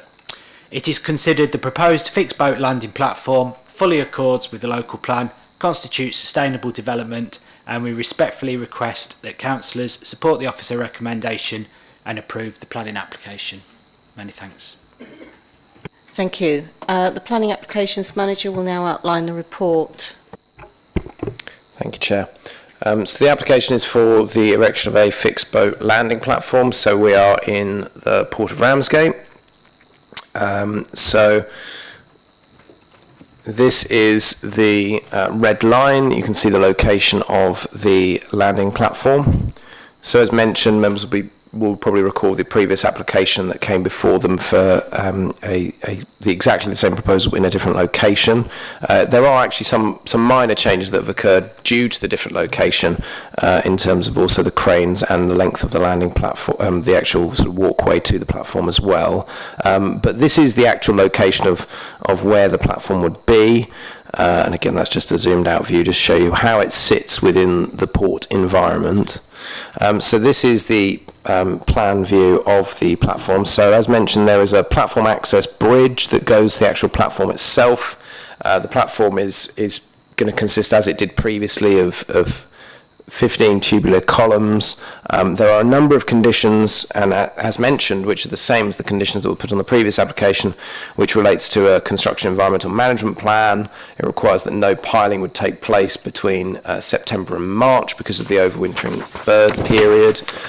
It includes soft start piling to be used, and then also a pre-commencement breeding bird survey to occur as well. And if any breeding birds are present, then all construction works will cease until the observed young have fledged. There's also the marine mammal observer that's required as well as part of the construction environmental management plan. So exactly the same conditions as previously. So just to clarify, there are 3 vessels shown here. This isn't part of the actual thing, it's just showing the outline of the vessels themselves. So this is a section and actually showing a hydraulic crane on there. So slight change in the design as it's been refined from the previous proposal. And then you've got the sort of plan view again showing the location of those two cranes, which have got a bit of a bigger radius than previously. So overall, it's considered to be a suitable location for this. It obviously supports an existing business, and it's considered that all of the environmental impacts have been sufficiently mitigated. The recommendation is for approval with the adoption of the appropriate assessment that's been carried out, which has obviously been appended to the report. So it's for approval. Thank you. I move that the officer's recommendation is adopted. Would the Vice Chair please second? Seconded. Got it right that time. Councillor Alban, please. Yes, thank you, Chair. I actually think this is a bonus. It's a bonus for our port, and it's to be used by both the wind farms. We should be fully supporting this. Everything appears to be in place to protect the wildlife whilst the building is taking place. I fully support it, and it's a no-brainer, Chair. Thank you. Thank you. In the absence of anyone else seeming to want to speak, I move that the officers recommend... No, we will put the motion. I've done it again. You're too fast for me. We will now put the motion for the officer's recommendation for approval to the vote. All those in favour? And I don't think there are any against and no abstentions. Thank you. So the motion is carried. All right, item 6I is 61 Ashburnham Road, Ramsgate. Public speaking first. Mrs. Hannah Newman, in favour of the application, please. You have 3 minutes. Thank you. We made the decision to extend our family home to better the quality of life of our children. We have a 2-year-old son with a second child due in October, and we consider this to be our forever home where we wish to raise our growing family. This is our first project of this kind, and we recognise with regret that we made mistakes at the outset, including the misinterpretation of guidance around what constitutes the furthest point, making the extension too long on one side to fall under permitted development. As soon as we were made aware of this by the council, we submitted our application. We've expressed our apologies to our neighbour and would like to take the opportunity to reiterate this now.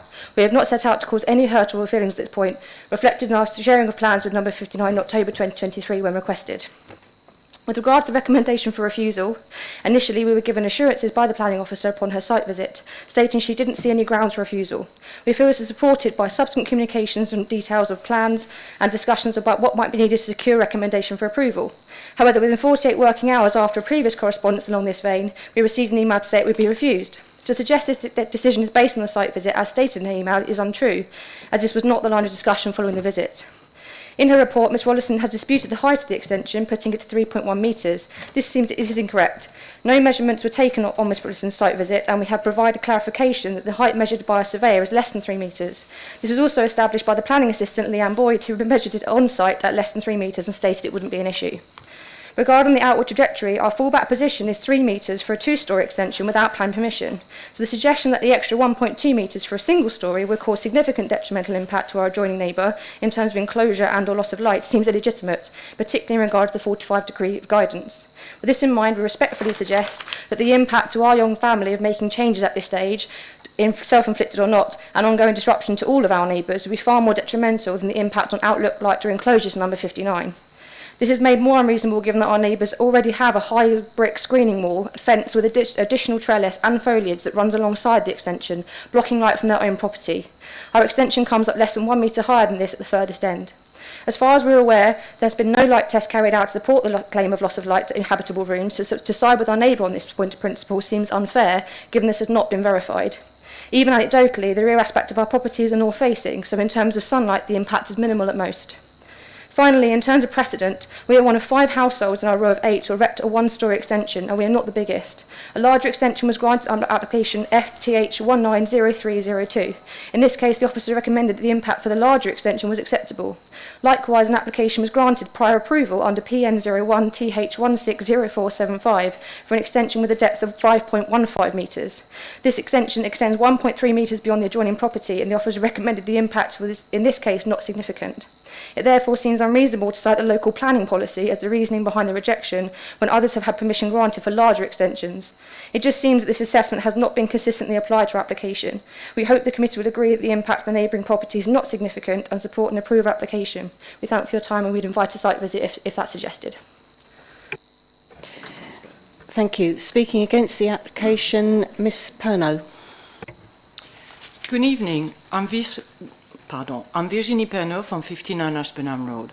I can only agree with Ramsgate Town Council objection and with the report's recommendation as this planning application is contrary to policies QD02, QD03 of the Thanet local plan and paragraphs 123, 126, 130, 132 and 135 of the National Planning Policy Framework.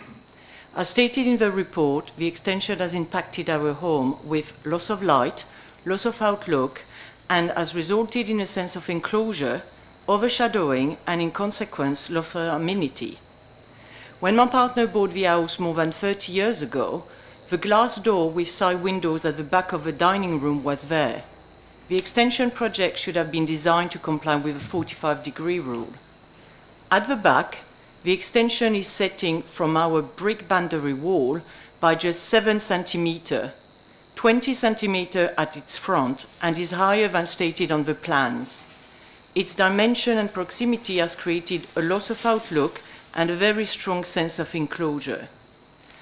The build extension has hugely impacted our amenity by being overbearing.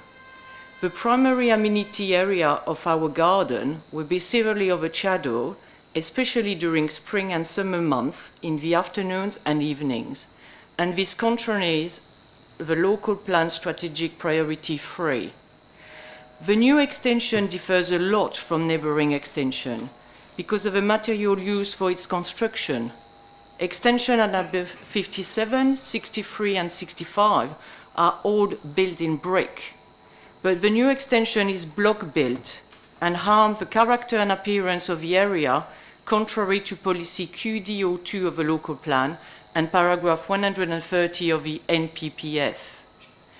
Adding an extension to a home needs a lot of planning, and some important planning is done before construction starts.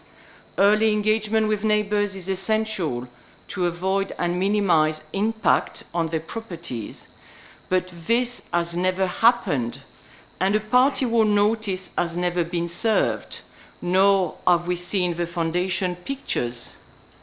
Because of this, and the minimum information provided by the plans we asked to see in October 23, we decided to contact building regulation in November 23, and then ask for planning enforcement in February 24. Thank you. Thank you. Can you just turn your microphone off for me, please? Thank you. That's fine. The Planning Applications Manager will now outline the report. Thank you, Chair. So the application site is outlined in red. So it's this property number 61 is part of a pair with number 59. You can see number 63 is indicated next door.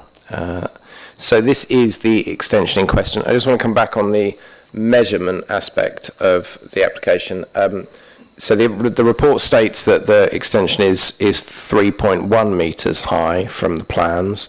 That's been stated that it's not that high from measuring it on site, and it's actually 2.8 metres. So I've just measured the plans, and with me measuring it, to my eyes, it comes up as 3 metres at its highest point. But I think fundamentally members are considering what has been constructed. So you are considering what is there. It is relevant in terms of thinking about permitted development, but I will cover that when we come to it. So this is the extension in question. So obviously you can see it hasn't been totally finished yet because it's proposed to be rendered in terms of the plans that have been submitted. So it's single-storey flat roof. It's got a roof light which you can see just poking up there. So that is a view towards number 59 from the actual property itself. And then this is the view towards number 63. So you can see that there is obviously a rear extension on that property. So this is the rear of number 59. So in terms of, you could see you've got a kitchen on the sort of right in the centre of the image, and then you have a living room space and habitable space on the right hand side where you've got a door and the 2 windows either side. So that is the extent of the extension when viewed from the neighbouring property. So this is just a block plan just to show again the relationship with in terms of other dwellings in the area. So you can see actually number 63 next door, which obviously has that single storey rear extension, and indeed the neighbouring property number 65 also has extended to the rear. Rear extensions, obviously, as mentioned, when it's a semi-detached property without planning permission, you could extend by 3 metres.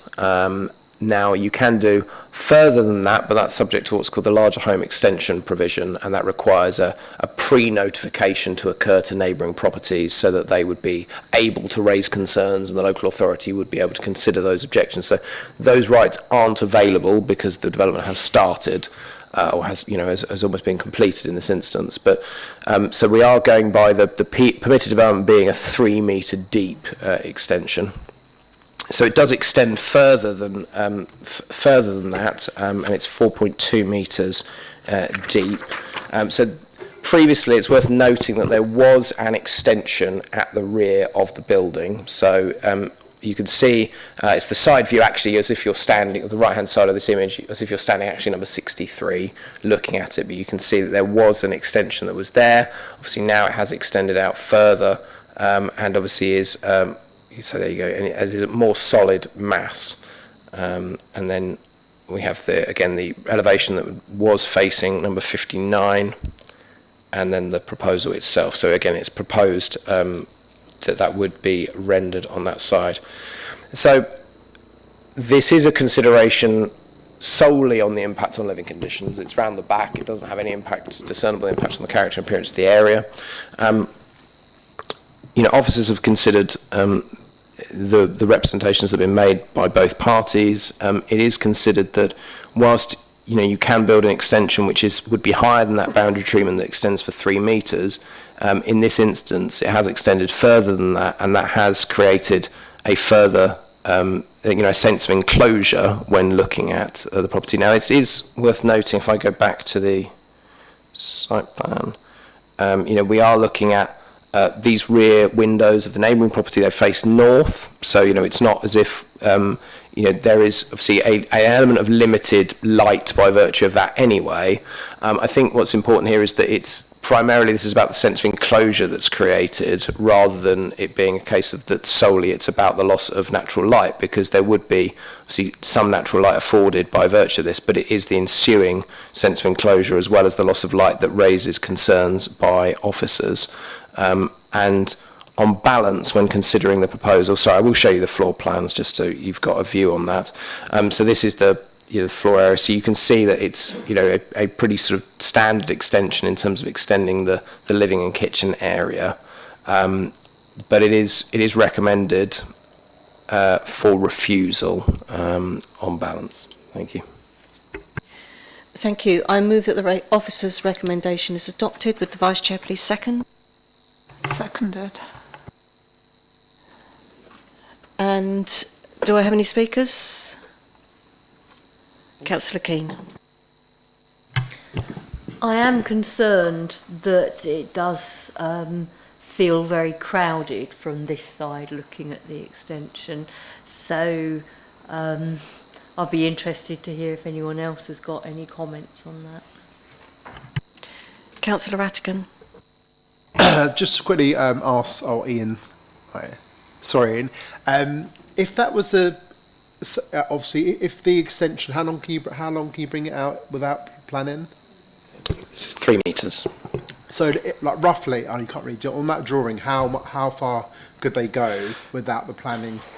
Because what I can see, obviously the comments of enclosure, but even if they done it under at the right length, that would still create a sort of enclosure anyway. So for me, I know obviously it's listen to both sides. For the sake of that meter, would it make a huge difference? Yeah, it is a judgment. Fundamentally, you're right in the sense that obviously a 3 metre extension would result in a sense, in an element of enclosure in terms of the relationship between that window. Obviously, you can see that because of the fact that there is an extension on the left-hand side of this image here within number 59. Then anything even a metre, 2 metres on that would create a sense of enclosure, and there is the balance that has to be taken about what the fallback would be. Obviously, this the extension it does extend that 1.2 metres further, and it is that additional element which is under consideration fundamentally. And as raised, it is a balanced point about whether or not it creates harm to that living condition or not. So what 1 metre on there? What's a block's about 400, isn't it? 455 a block. So is that about sort of 2.5 blocks? Would you say? If I was looking at the drawing now. I would be a bit concerned about estimating, but what I would say is that to me, and this is an estimation, so I do want to just note that the distance between these two posts appears similar to about 1 metre, but that is just by eye. So please do take that into account. Councillor Garner. Thank you. Yeah, I understand. I think we're looking at there is a balance here to make up about the sense of enclosure. Could you go to the picture that showed from the rear? So it also showed the extension at number 63, the photograph. That is. No, that one. Yeah, back again. Yeah. So, I mean, I think they look very similar distance out, don't they? So we're talking about a sense of enclosure on number 59 created here, similar, if not the same, as the sense of enclosure, although they're one's semi-detached and one isn't, similar to the sense of enclosure that was before this was built, felt at 61 by the extension at number 59. So there's one with 61. 61. Yeah. Get them the right way round. Right. Yeah. So, if we have to look at what's in front of us, and I would be loath, I am loath to agree with refusing this based on the similarity with the one next door, and I would certainly want to get more of a feel, be happy to get much more of a feel for it by going and having a look. But I do struggle with agreeing with your refusal here. Thank you, Joe. I just want to come back on one point briefly. I've just skipped it. You actually sort of covered this in your point, but I think the difference in the instance is the separation, because the relationship has a gap either side of the fence, and also it's a common relationship in terms of when you've got semi-detached or terrace properties, and it does mean that this is always the issue that has to be looked at, because it's a habitable window very close to a fence, and then you've got the development usually very, very close, if not on the fence. But as you say, fundamentally it is a matter of judgment over and above what is permitted development to what is being put forward. Come back. So it would be more comparable if we went back in time when 63 and 65 maybe were extended separately, and the sense of enclosure that 65 might have felt if 63 went in first, and vice versa. So like you said, there is a balance here. So for us to make a decision to go with your recommendation, I can sense from you that there's been a bit of a balance in coming to this recommendation, that I'm loath to support your recommendation. No, just to clarify one thing, I suppose, is that sometimes with these relationships, when it's a semi-detached property, the nearest window might not be a habitable room. It might be a small kitchen, which wouldn't be considered a habitable room in sort of planning law, or it could be that it's actually a utility room, which is access to the rear. So in this instance, obviously, it's because the function of the room is a habitable room. You know, that door and the two windows either side is a habitable room. So, as you say, lots of different factors go into it to make it sort of unique in the sense of the recommendation for this particular proposal. Councillor Alban.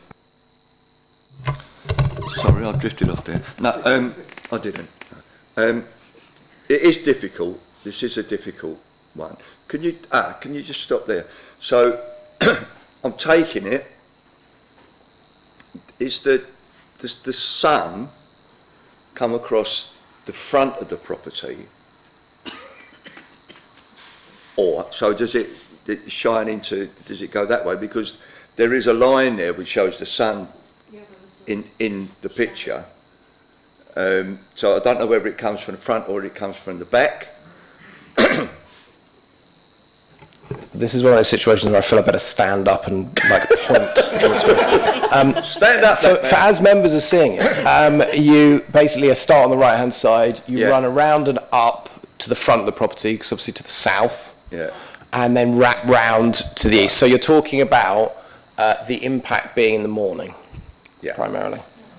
No, sorry, the other way. Sorry, apologies. It's the other way. Sorry.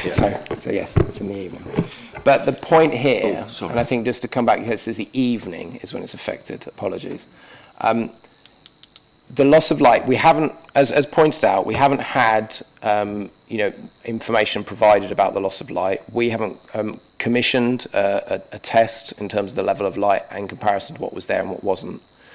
The point here is, again, it does come down to a judgment call about sense of enclosure. You also have, you can see on this here, unfortunately we don't have an image on the presentation, but you can see as well the neighbouring property at number 57 has also extended with a single story extension. So again, there is another element there as well about the nature of the relationship between the neighbouring properties as well. Can I come back, Chair, if I may? I should know better because I used to live in Ashburnham Road, so I should know where the sun comes from. I agree with Councillor Garner, to be quite honest. I'm finding it very difficult not to go with the officer recommendation for refusal. Of course you have sympathy with the neighbours, I understand that.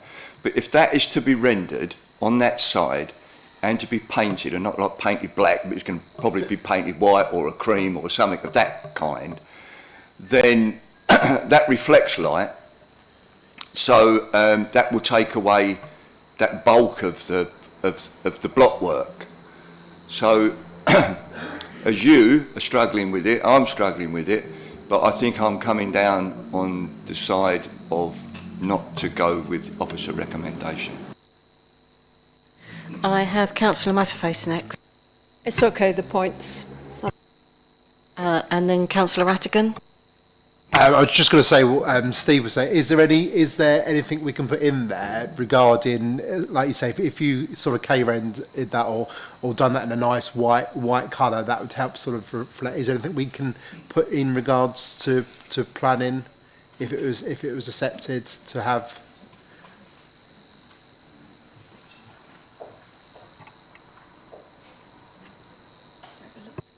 So the application indicates that it would be rendered and painted in cream.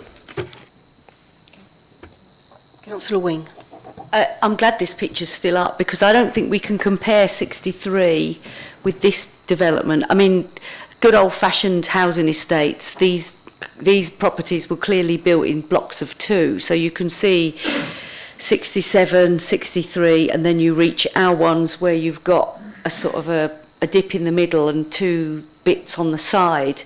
If you look at the development at 63, there's a gap between the the neighbour that's now got the extension, and unfortunately the extension's been built on the side that butts on to the semi-detached, so it's up against their fence, whereas 63 is up against the fence but there's a walkway down there, so the overbearingness is not as much. I also think they've used block and not brick. The other extensions have been brick, so there's a whole sense of it not being compatible with the building there, so it sticks out even more. And the difference between 3 metres and 4.2 metres, I think the depth is 1.2 metres, which is a fair extra bit on top of permitted development rights. So, I mean, it's just a shame the extension wasn't on the other side so that the dip remained. I'm tempted to go with the officer decision, I'm afraid. Councillor Makinson. I don't think you can compare it with the extension on 63 and 65, because if they both move out in an extension, neither side suffers. I don't know whether they were done at the same time or not, but they exist together, so there isn't actually a problem. So I don't think we can use that as a comparison. Thank you. Okay, do I have anyone? Yeah, Christian Bright. Oh, sorry, yes, Councillor Christian Bright. I think it's good that we've talked about the other extensions at 63 and 65, but I don't think they're particularly relevant for this, because I think it's, for me, when I look at that view out the back of 59, as much as I kind of sympathise with the fact that it's obviously gone up, I do feel that it is overbearing. However, I would personally be minded to take a look rather than just to out and out refuse it. I'm too uncomfortable, because there's no mitigation. If we turn it down, it's 25% too big. So I'm kind of minded to have a look, if I'm honest.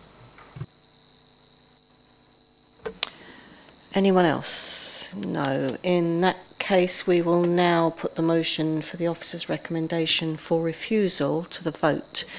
Those in favour?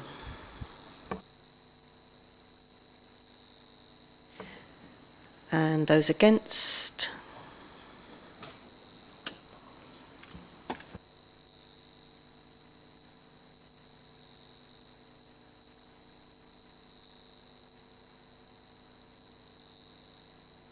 So that means it's fallen. Yes, please. So there are two options now, and it's for a member to propose a motion and get a seconder. It's either site visit or it's approval, I think. Councillor Matterface. Yes, I think it has been mentioned. I think we really need to have a site visit, because I think we really need to see it in context. So I'm proposing a site visit next Friday. Can I second that? Yes, I'll second that one. Right. Those in favour of a site visit, please. And anyone against? And any abstentions? That's carried. Thank you. So just a reminder, the site visit will be on Friday the 31st at 9:30. And at this point, we're going to take a comfort break. So 5 minutes. Thank you.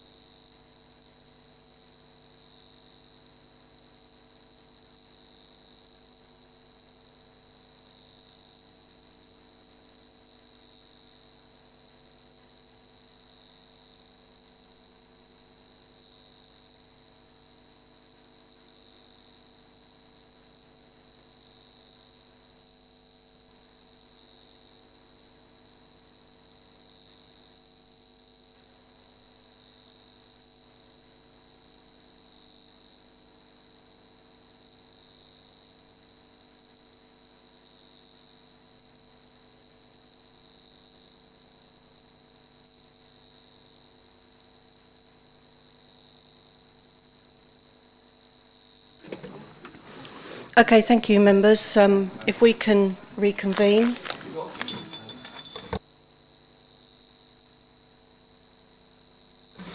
Just to say, in case you noticed, we have lost one member has had to leave the chambers at this point, Councillor Paul Moore. So we are now moving on to the last item for discussion tonight, item 6J, land east and west of Hengrove Farm, Shottendane Road, Margate. Public speaking in favour of the application, Mr Will Mulvaney. You have 3 minutes. Chair and members of the Planning Committee, many thanks for providing this opportunity to speak about the application for a new solar farm on land at Hengrove Farm near Margate. My name is Will Mulvaney. I'm a Technical Director and Chartered Town Planner working with Wardell Armstrong. I'm here with the applicant, Industria Solar Hengrove Limited. Your officers have provided a comprehensive overview of the planning application in the report. I don't intend to outline the proposals in detail. The applicant has worked diligently to bring together a deliverable scheme to provide over 30 megawatts of clean renewable energy to contribute towards Thanet's climate change objectives. That's enough to power nearly 9,500 homes annually and offset over 6,000 tonnes of carbon dioxide per year.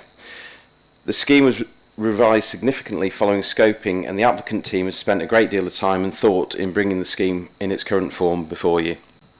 We have worked positively with your officers and we thank them for their engagement and advice in the process. We'd like to indicate the public support for the application, including support from Manston Parish Council. The scheme is brought before you with 2 reasons for refusal, that of landscape impact and to do with skylight mitigation. We believe that we have addressed all matters to enable the Council to come to a positive decision. The skylight mitigation scheme has been agreed with Kent County Council Ecology team, and it's now just subject to a unilateral undertaking that is currently with your legal team and discussing with our clients' lawyers for sign-off. Whilst we understand that landscape impact is an important issue for Thanet, the planning process allows for a balance to be considered, and recent appeal decisions have confirmed this is possible.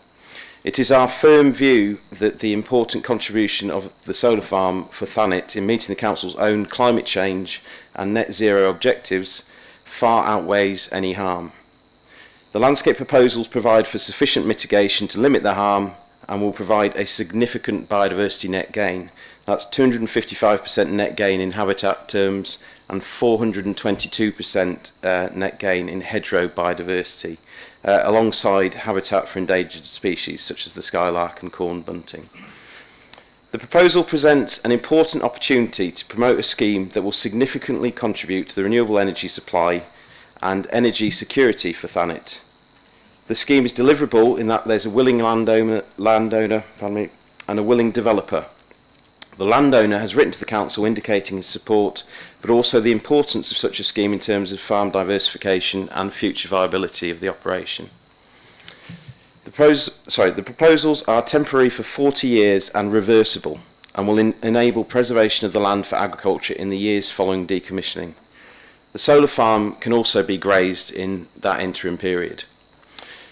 We therefore respectfully ask that you consider the proposals carefully and determine this application contrary to your officer's recommendation and move to approve the planning application. Thank you. Thank you. The Planning Applications Manager will now outline the report. Thank you, Chair.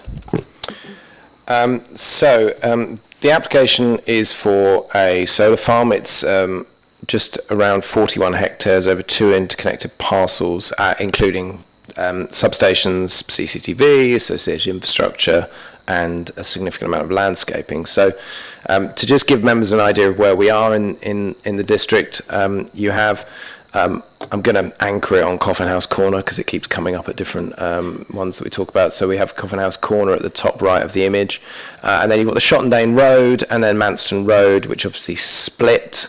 Effectively, you're looking at between Shottendane Road and then and Manston Road in terms of the location of the site. Now, I just want to put this in context in terms of the issues that members need to be considering. So, main considerations for members for this type of proposal specifically are we have a specific solar farm policy, which is CC06. Members need to consider the impact on the countryside and the landscape character areas, the benefits of the proposal, the impact, both positive and potentially negative, on ecology, highways, including the impact on the public rights of way network, and various other planning matters, including the impact on agricultural land. Now, the application was accompanied by an EIA, an environmental impact assessment, and as the applicants mentioned, this has been subject to lots of discussion at both pre-app and during the scoping process to get the information for the EIA, and then subsequent discussion when the application has been in. So this map is a plan that's provided within the local plan in connection with policy CC06, which shows at that time in 2020 the solar parks in Thanet. So you can see in terms of area covered by this particular type of use, it is not significant in the sense of the overall proportions of land that are present in Thanet in the middle of the Isle. So the site location is, as I mentioned, those two red interconnected parcels. You've got some areas. We'll just update on one point very quickly, because I'm going to keep doing this on plans, because I'm showing some plans on this one, that actually this this blue triangle here is actually a red triangle. It's actually within the site, and you'll see the relevance of that quite soon. But the point here is that the two parcels, you've got Manston Road, and then you've got Woodchurch Road, and then which is just down here. This is connected by a strip which runs along that connects the two parcels. So it is one site just connected in the middle. Now, in terms of that, again, blue triangle, now red triangle, now part of the site in the top right. This shows you where the site is in relation to the field. So we're looking at the satellite image now. Just to give you an idea of how it affects the fields as they were farmed in terms of where they were, but also again showing the relationship with the road. So members will probably be very familiar with the Manston Road and the Fleet Road junction, this triangle that's on the right hand side of the image here. So you can see one area and then the other area with the circular water tanks opposite here. So we'll show various shots throughout. So in terms of what's going on in this particular environment, as mentioned, there are a significant number of public rights of way. Specifically, there are bridle ways that are part of the site in part, which is the TM15, which hopefully you can see my mouse circling at the moment. But you also have TM20, which is here, and then TM19. So these are the bridleways. The others in and around are the footpaths. This is particularly relevant when looking at the work that the applicants put into the landscape visual impact assessment to assess what the impact would be when this comes forward. To that effect, this is another image which is showing a general relationship between those routes and the sites, the two sort of elements of the site in question. So you've got the TM15, which is the one that connects the two as a bridleway. And you can see the lines various here which relate to the impact on receptors that may use those bridleways and footpaths. So in terms of another point about where we are, the other main designation in this area, as well as being countryside, is that it sits within the landscape character area. So specifically, predominantly this is in the undulating chalk farmland conservation area, landscape character area. The area to the south of the site is the Chalk Plateau landscape character area. So it's as I say, it's in the undulating chalk farmland one, which has specific characteristics in the 2017 landscape character area, which identifies that it's characterised by openness and undeveloped character of the farmland, contributing to an essentially rural character and relatively dark skies. Now, in terms of the extensive work that the applicants put in, it includes, as I mentioned, a landscape visual impact assessment. What was worked on through that process was a series of viewpoints to show the wider impact on the landscape that would result from the development. And you can see there are a number of viewpoints that are shown here. The green here relates to a sort of zone of theoretical visibility, but because of the nature of the way that the landform changes, that doesn't mean that every area in green will result in visibility of this development. But specifically, we're going to take a look at some of these viewpoints where the applicant has produced a series of views. So that is at a baseline view, then it's a view of when the actual development itself is completed, but the mitigation that's been proposed hasn't gone in to the extent that it will go in, and that last view will show it at 10 years. Obviously, as mentioned, we're talking about a 40-year project here, and obviously, therefore, the 10 years gives a view of the mitigation being in situ. So, we're going to look at the eastern parcel first. So, as I've mentioned, the landscape strategy and the work that's gone in includes, in this instance, on the northern and eastern boundaries of this, you have a 10-metre wide woodland screening belt. You also have, around the rest of it, you have 3-metre high native species hedgerow, so around the bottom part of the development. You have a pond on one side. You've also got a 1.9 metre wire fence, which you'll see in the images.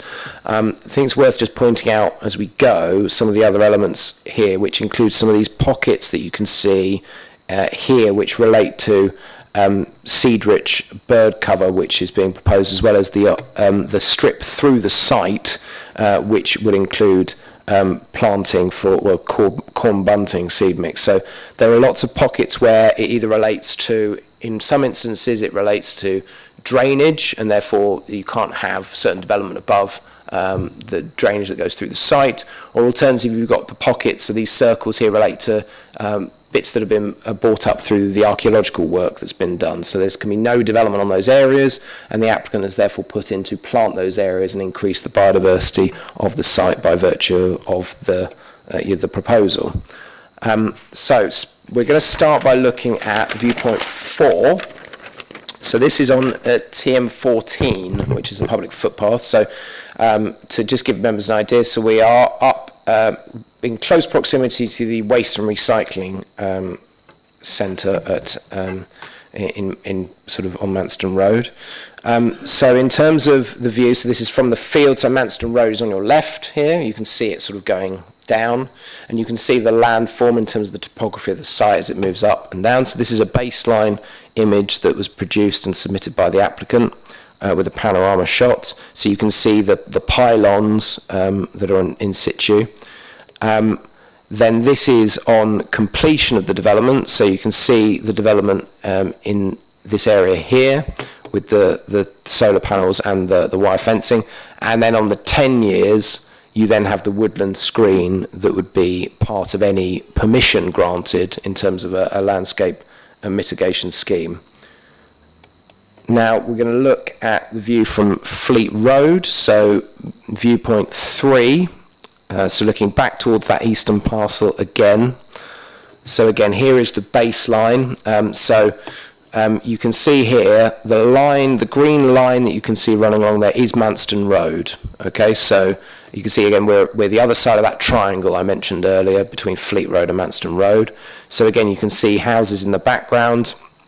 So when the solar farm is created, you would have that field obviously covered in the panels with the wire fencing, and then that's where the 3-metre high hedgerow would come in to obviously obscure the views of those solar panels.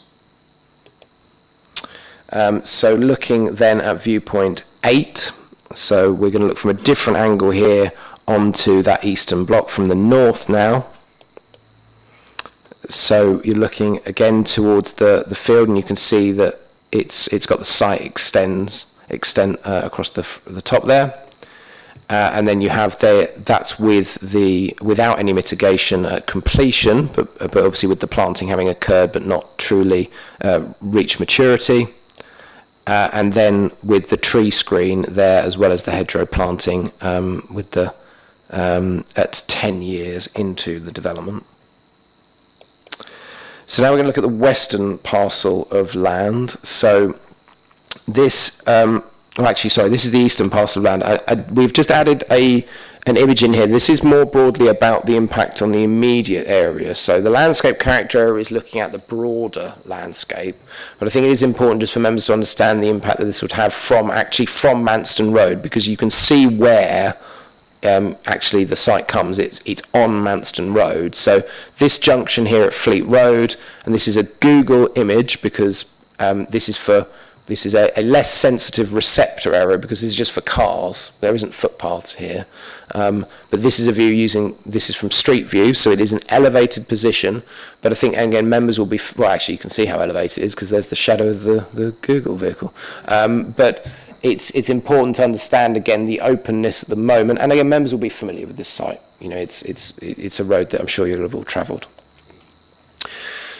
So we're now looking, at the western parcel. Again, just to mention, you have these pockets within the development which is proposed to be planted with the corn bunting planting in the centre, and that's avoiding the pipes. Specifically, there's a southern water comment that you will have seen, which is in terms of ensuring that there is sufficient gaps to that, as well as no sort of swales in the area, this area that I'm indicating with the mouse as well. Again, just to reiterate, in this instance, you have hedgerow planting to 3 metres high all the way around the site. So in terms of viewpoints here, we're just going to look at viewpoint 2. So this is down here. So we are, we are further down the public right of way, so the bridleway, and you will see then the image of the site. So we're not looking at where the horse is, we're looking beyond that to the field. So again, you can see how the landscape changes, how it is obviously at the moment it is open and it's undulating. Then upon completion, and then 10 years in with the mitigation in place. So you can see that the views of the panels are primarily obscured partway into the lifespan of the development. Similarly, I'm just going to click through. So this is that western parcel. You can see the circular water tanks here, which on Whitchurch Road. I do just want to point out, if you were standing in front of that and looking towards the site, again, this isn't there's no pedestrian footways, but again, you're looking at vehicle movements here, so it's a less sensitive impact, but that is the site effectively. The site is actually set away from this, but again, that is the broad view that you get from that angle. So in terms of the work that's gone in and been submitted, lots of work has been done on the impact on heritage when it comes to this application. So this is an image that again shows the site in relation to heritage assets. So you can see that there are listed assets in and around Margate Cemetery and Crematorium, which is on Manston Road, and then you have the scheduled monuments that are present in the vicinity. It's not considered that this would result in impact to those particular assets to any significant level to cause harm to those designations. In terms of archaeology, lots of work from the applicant has gone into changing the scheme and actually changing the location of the panels to accommodate some of the archaeological findings that were found from both geophysical results and also from aerial features observed from aerial imagery. The archaeological section outlines a bit more about this. I'm not going to go into the detail now, but there are pockets which have an expectation that they would be obviously left and not with no panels driven in, and also there is a programme of works that would be agreed with KCC to occur were permission to be granted. So there are no objections on the grounds of impact on archaeology. So in terms of landscape strategy, I mean, I've already mentioned a bit about the sort of immediate landscape strategy in terms of around the sites. It's really important to outline that there is a substantial benefit when it comes to biodiversity from the proposal. So as already mentioned, there is a 255% increase in habitat-based sort of biodiversity. As members will become very, very familiar with biodiversity net gain over the coming months, if you're looking at area-based habitat, we're looking at a substantial increase of, as I mentioned, 255% across the site due to all the planting that's occurring, but also there's a incredibly substantial increase in hedgerow planting that would occur, so 422% above what the baseline is at the moment, and pretty much all the trees that form part of the boundary of the sites are being retained as part of the proposal, and obviously, as you've seen, being reinforced as well. So any approval would need to account for a landscape and ecological management plan, because obviously any mitigation would be keenly needed to be successful. So one of the issues that has been mentioned is regards to other elements of ecology, specifically when it comes to protected species. So in this instance, you'll see some back and forth with regards to comments from KCC Biodiversity with regards to the impact specifically on skylarks. So survey work identified 35 skylark territories on site, concern being raised by KCC Ecology. Policy SP 30 outlines how any development should mitigate the loss of farmland bird habitats. As the applicant has worked on a skylark mitigation and management plan, and has submitted a draft unilateral undertaking to that effect to secure the site in green here, the triangle of land, which is 2 hectares, which would be managed to basically maximise skylark breeding with annual rotation of organic spring-sown cereals, and basically set aside and left fallow other than ploughing and harrowing in the early March of each year. It would include the need for surveys for the first 5 years of the proposal coming to effect to make sure that it's suitable in terms of what's being done to encourage skylarks. KCC have agreed with that plan and agreed with the requirement for it to be mitigated via a unilateral undertaking. And so whilst there is a recommendation for refusal which includes a reason for refusal, that is a technical reason for refusal. We have a draft unilateral undertaking. It's unfortunately due to delays from our side in terms of legal that hasn't been able to be signed and sort of put forward at this point. And so it's worth noting that if members were minded to approve it, it would need to be deferred to officers to get that unilateral signed prior to a decision being reached. But that is an issue that would very easily be overcome because the actual method has been agreed between both us and KCC.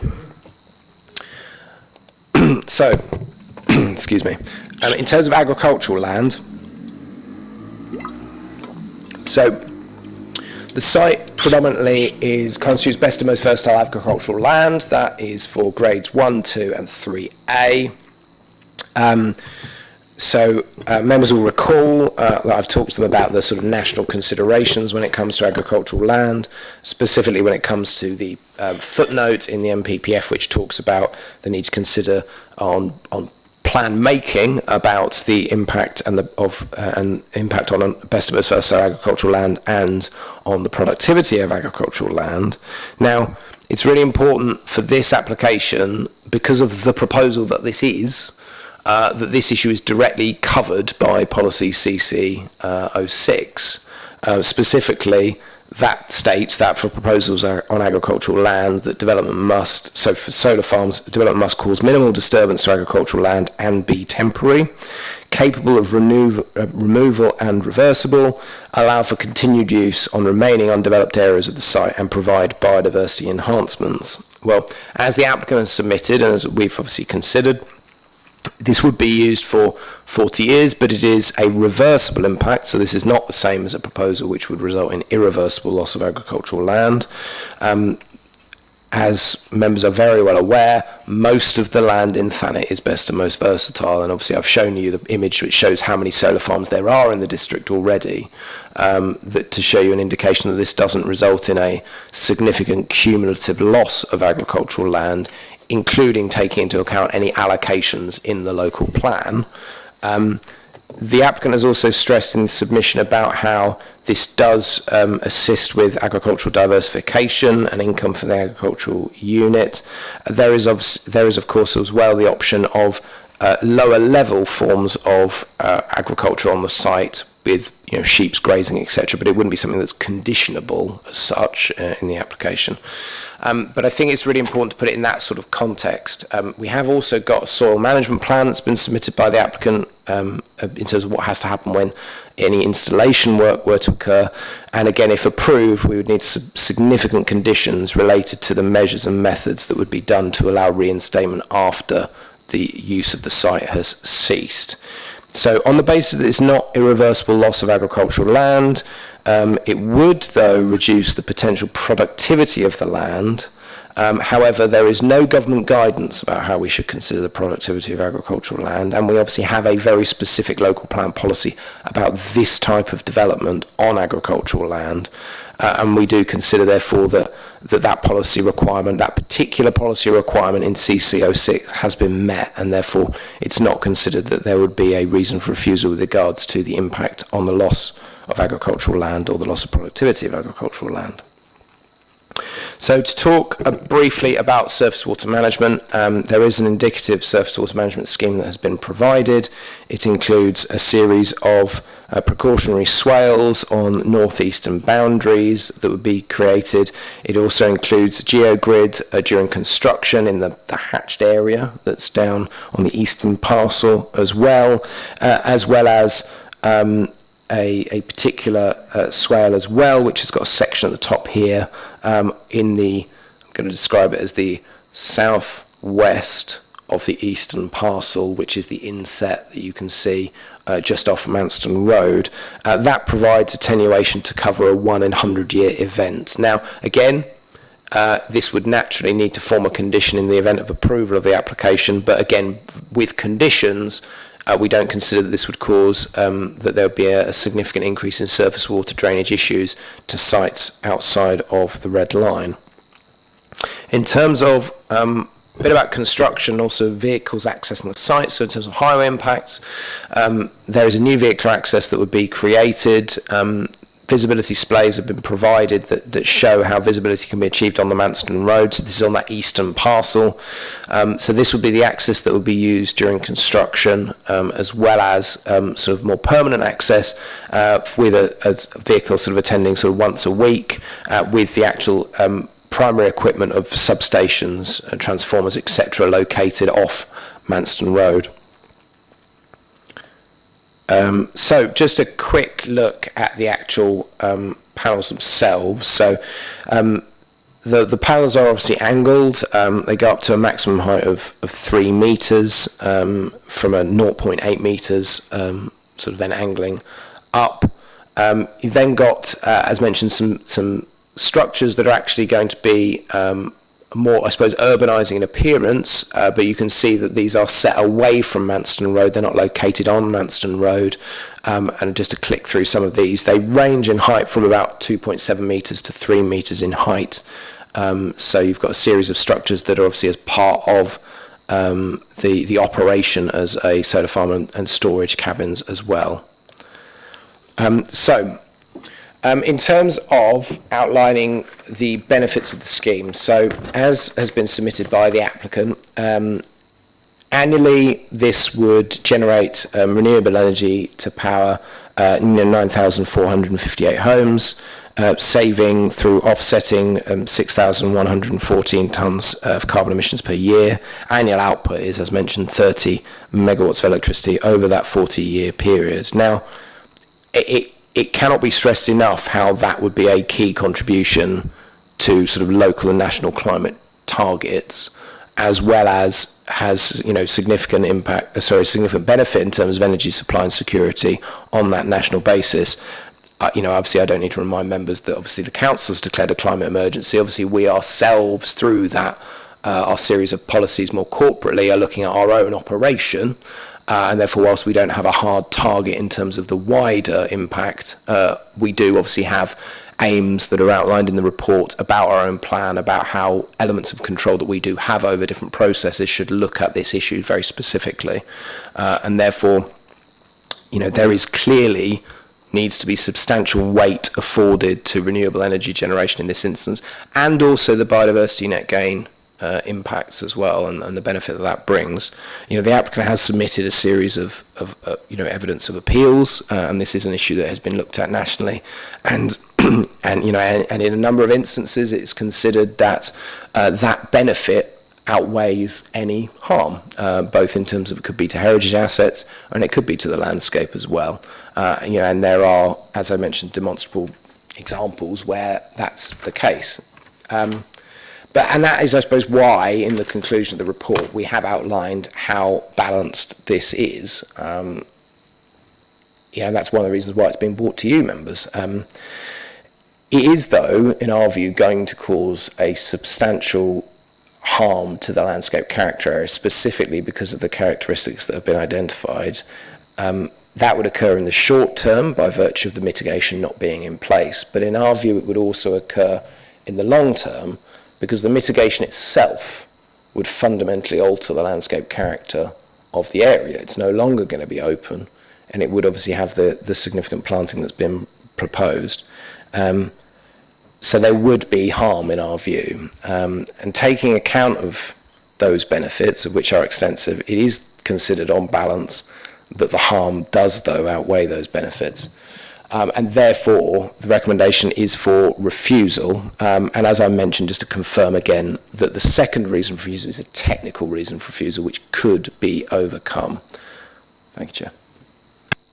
Thank you. I move that the officer's recommendation is adopted. Would the Vice Chair please second? Seconded. I have Councillor Alban for speaking, please. Well, that's a lot of information to take in. So I'm still computing that. There's just a few questions. It was mentioned about the owner of it. Do we know who the actual owner of the land is?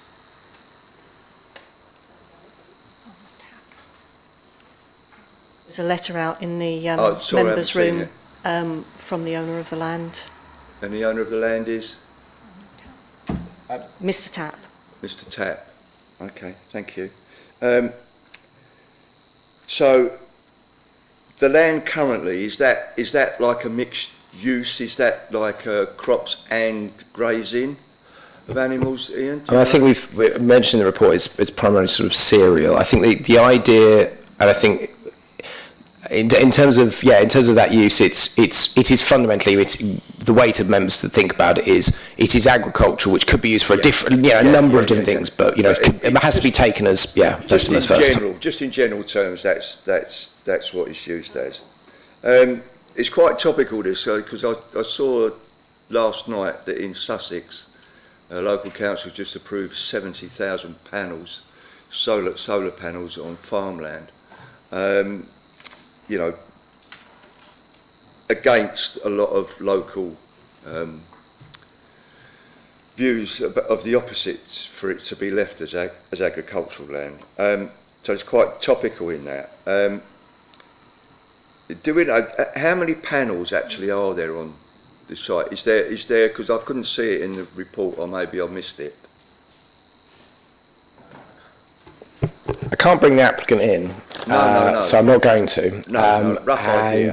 I couldn't tell you that. It's more than one or two. Of the extensive amount of information I have to hand, that wasn't one of them, I'm afraid. No. Okay. I'm finding this very, very difficult, but I think because the amount of what you've been saying about the biodiversity gain on the land, and the hedgerows, all of that, and the mitigation in relation to the skylarks and everything of that nature, I'm actually aiming towards going against the officer recommendation, but I'll listen to what my colleagues have got to say before I make my mind up on that. Thank you. Okay, I've actually got quite a few names on my list, so if you have put your hand up, I will get to you, don't worry. I've got Councillor Christian Bright next. Thank you. So it's not pretty, is it? It doesn't look very nice.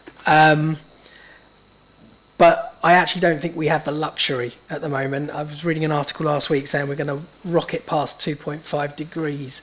So we need clean energy. I think the carbon that you talked about, the move towards net zero, is really important, but that only takes into account the electricity it's going to produce. It doesn't take into account the fact that there's going to be no ploughing on those sites, and ploughing releases carbon as well. So you can add that onto the mitigation unless that's already in there. the fact that there's no farming on it means that the soil quality is going to get better, not worse, over the 40 years, because it's not going to be constantly moved about. It will be allowed to live, essentially. The biodiversity net gain of 255% is a massive win for me. The fact that there's going to be woodland and hedgerow it won't just benefit birds, it will mean there's more insect life. Overall, I just think this is the kind of thing we need. It's clean energy. It's going to give a benefit. And, you know, we're just going to have to get used to new things on our landscape. They didn't have pylons 100 years ago, and we got used to that. So I think I would be minded to actually approve this. Councillor Matterface. Thank you, Chair. I just wanted to ask, I know you talked about the size of this. Could you tell me, please, how this compares with the other solar farms that we've got? Is this quite a modest size? I know some of them are quite big because you see them out and about. I just want some sort of scale, how this compares with some of the ones that are already in existence. Sorry, I'm just going to go back right to the beginning. Yeah, so, I mean, obviously you can see it, so it's 41 odd hectares, 41.55 or something like that. I mean, in terms of, again, I'm going to zoom right out when it comes to this, but it would be the biggest on its own. Obviously, the two parcels put together in comparison to the ones that we've got, but you can see the site effectively in the centre of this image here, and obviously it's two parcels of land, so combined it would be larger. Obviously, you know, in Thanet it would be large, but obviously you have got obviously different ones in neighbouring districts that have been approved and not approved. So, thank you, Councillor Joanne Bright. Thank you. Thanet District Council declared a climate and biodiversity emergency in 2019. So that, for me, means this is exactly what we need. We need clean energy, and the fact that there's 255% bionet gain for habitat and 420 biodiversity net gain for hedgerows and trees, I just think we can't be refusing that. We need it. We need clean energy. There is an emergency. So yes, it's ugly, but people think the wind turbines on the horizon are ugly. We need clean energy, and I think this is exactly. I will be approving this. Thank you. Councillor Linda Wright. Thank you. This kind of feels like déjà vu. I think Jenny was here 11 years ago. I seem to remember we had this conversation over Richborough, and we went on a coach trip. Well, I now go past that quite a lot. And do you know what? If you blink, you can now miss it. You can see the sheep grazing in it. And as much as I don't want to see all that dug up, I feel that I'd rather see a solar farm than houses. Because a solar farm will protect the land for a future generation. Thank you. Thanks, Chair. I just want to come back on that. Just, you know, in terms of, again, it comes back to that point. It isn't an either-or, just to be very, very clear. Obviously, because of where this site is, it is divorced from any urban confines. But, yeah, just wanted to make that point. I've got Councillor Makinson next. I noticed on one of the photographs there were a couple of pylons. Do these solar panels just feed into the grid, or will there be a lot more pylons around the place? It just feeds into the grid. It just feeds. Councillor Matterface, did you? No? Okay. Councillor Garner then, please. Thank you. Yeah, I mean, I don't want to repeat a lot of stuff. I mean, I agree with what Councillors Bright and Councillor Alban have said about the net biodiversity gain and the requirement for clean energy. I I take on board what Mr Livingstone says about it not being near urban confines, so there isn't either or. It is, of course, quite near allocated sites SP18 and SP17, which maybe in 10 years' time, someone could come back and say, well, it is now near urban confines because they've just all been built all around it. So as well as being, so that things change. So as well as being a good net biodiversity gain, it is a way, in a roundabout way, of protecting it against having urban development and houses built on it. So I shall not be supporting the officer's recommendation. Thank you. Although I will say thank you. It's a very detailed and helpful report that we've received. Thank you. Councillor Wing. I've got concerns. I mean, I've been following another application for so-called green energy that we approved here that was meant to have a 14% biodiversity gain, and it was coming back for a retrospective application, and there isn't a blade of grass left on that site. So I have deep concerns about voting for something without actually having the landscape and ecology plan in front of us to look at, because we've all seen trees disappear and not be watered and they die. So for me, there is a serious issue over the seriousness. I welcome the 255% biodiversity gain. I welcome hedgerows are just as important. I welcome the 422% increase in hedgerow. But are we actually going to see them? Will they be part of the first phase of this development? If you're refurbishing a house that you've bought, one of the first things you should do is deal with the garden, because that's the slowest thing to come on. Also, I just Googled hectare. A football pitch is 0.60 of a hectare, 0.607 of a hectare. So we're looking at approximately 70 football pitches. I think that makes us understand it a bit better. I do agree that we need green energy. I think there's other solutions, car parks, decarbonising our own houses. That's another issue. It's more of a political thing. I'm also worried about the skylarks. So there are 35 identified skylark territories. I've got no idea what a skylark territory looks like, but is that wedge of land sufficient for 35 skylark territories? I would imagine because they need territories, they're quite territorial, so perhaps that little wedge isn't enough for 35 skylark territories. Also, given the layout of the land, which let's face it, is disconnected, will this impact on the farming of the remaining land? So will it make it more problematic for the farmer to farm the land that's left? I also noticed that the two objections from the public were from equestrian centres, who have serious concerns about the possible loss or reduced access of bridleways for, and apparently there's a large number of equestrian centres there. So I've got concerns about that as well.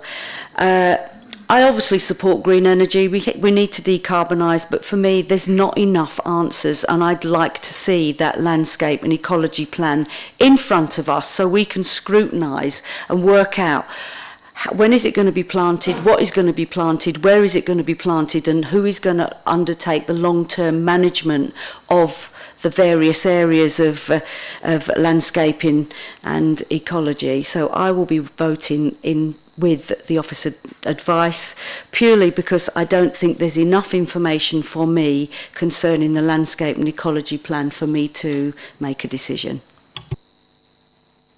Thank you, Chair. I'll just come back on a couple of points, if that's okay. So in terms of the sort of landscape strategy, so what we have, and I appreciate you're not going to be able to see it in detail because of the nature of the presentation. What we do already have is we have basically a percentage mix of all the different species to go into both the hedgerow and the tree planting. In terms of the requirement of any permission, then it would be required for a landscape and ecological mitigation plan or management plan to be provided. So what that would do is it would actually give the precise details of planting, regime, watering, etc. Now, this is slightly different from, again, I'm trying to avoid talking about other sites, but this has an EIA with it, and that has therefore had a level of more information being provided, including the calculations about net gain and therefore what that can actually provide on the site. I think with regards to what a planning condition can do, obviously, accept your point about the concerns about obviously how that is, enforced and looked at. But I think it is, you are right, it is absolutely key on a site like this, with the amount of benefit, if members are going to sort of give weight to that extent, that it does need to be planted as soon as possible. Obviously, there will be a lag. It's important to know there obviously will be a lag, but it is considered that the development could be implemented to provide those those benefits. Just in terms of the skylarks, so the mitigation and management plan that's provided in terms of that triangle of land that you can see between Woodchurch Road in this instance and Topo, it's not indicated on this drawing. So with the plan that's come in, it has looked at basically what type of environment skylarks would thrive in to ensure there's the wide open spaces and field margins as well. Again, KCC Ecology raised the point a couple of times and actually knocked out a mitigation solution that had actually been put forward originally because the site wasn't considered to be sufficient in size. On the basis that we can secure the requirement for the 2 hectares to be provided, and actually that everyone signs up to that, including the landowner, that we would be able to therefore secure definitively through a legal agreement that has to happen, as well as a planning condition. As I say, we do think that would sufficiently do it, and KCC agree, and I think that's the key point on that. I can't remember if there was another question, to be frank. Sorry. The 2 objections were from local equestrian centres about concerns over loss of bridleway. So you'll note there's a comment from KCC Public Rights of Way, and there's been quite a bit of back and forth about this particular point because TM15, which is the bridleway, links the 2 sites and would have to be used during construction, and therefore would not be accessible during parts of construction.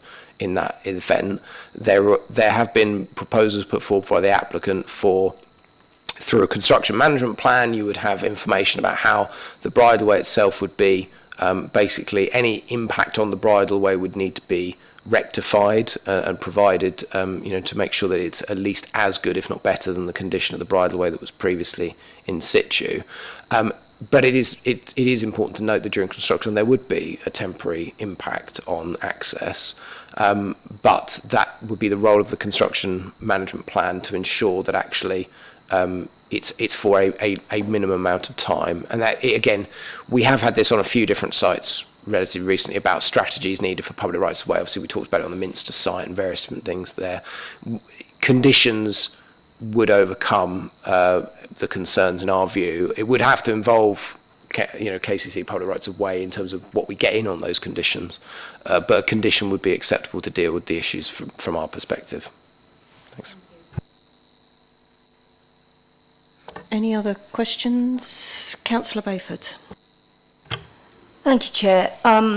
Well, we have a climate emergency, and I can't see how climate change issues can be addressed without some changes to the landscape. Having listened to the officer's report, very detailed, and to members' comments, I've come back to the same conclusion.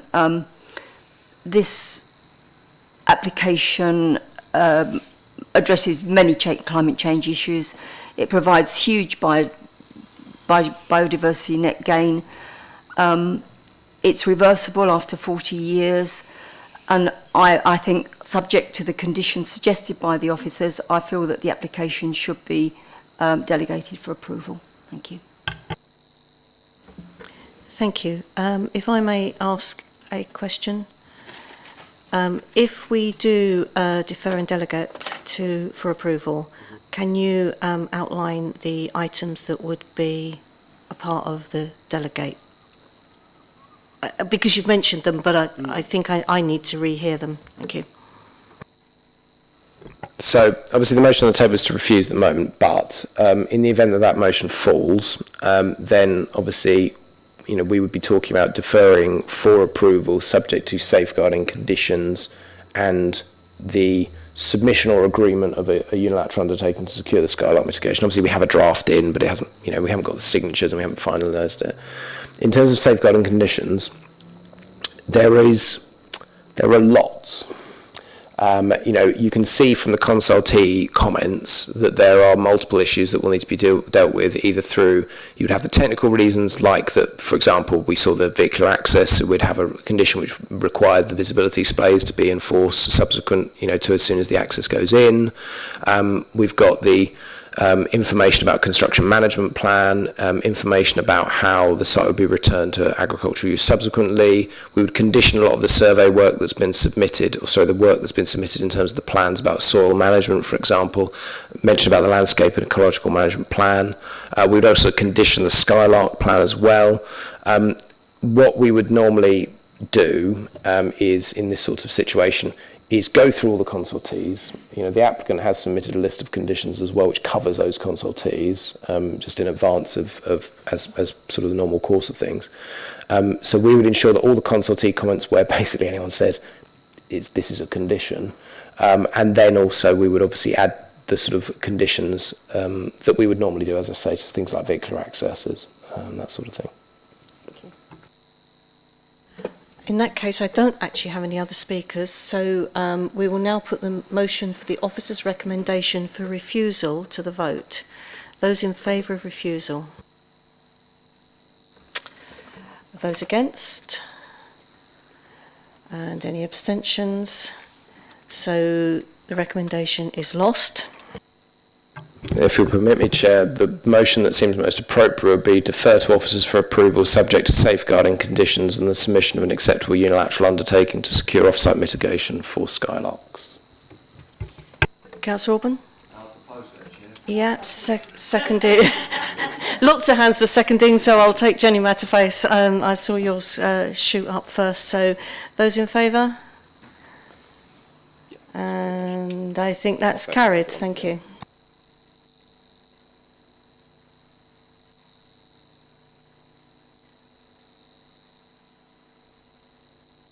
So, thank you very much. That concludes the public speaking for this meeting. I will now call upon the clerk to read out the remaining planning applications. If any member wishes to reserve an application, will they please call out as the clerk reads? Thank you. Thank you, Chair. So the remaining applications were AO3, garages rear of 32 to 38 Linksfield Road, Westgate-on-Sea. AO5, which is Pierhead Shelter, the Harbour in Broadstairs. AO6, which is again Pierhead Shelter, the Harbour, Broadstairs. AO7, which is 3 Margate, Harbour Arm, Stone Pier, Margate. And AO8, which is 6 Clarendon Road, Margate. Thank you. Thank you. Can I have a proposer to move that the applications that have not been reserved be determined in accordance with the officer recommendations? Councillor Orban, and a seconder, Councillor Bayford. And do members agree? Okay, thank you. So for the benefit of the public, don't go yet, I will call upon the clerk to read out the applications that have been determined. Thank you. Thank you, Chair. So the applications that have been determined are AO3, garages rear of 32 to 38 Linksfield Road, Westgate-on-Sea. AO5, Pierhead Shelter, the Harbour, Broadstairs. AO6, which again, Pierhead Shelter, the Harbour, Broadstairs. AO7, 3 Margate Harbour Arm, Stone Pier, Margate. And AO8, 6 Clarendon Road, Margate. Thank you. And that does conclude the business for this meeting. Thank you for your attendance and good night.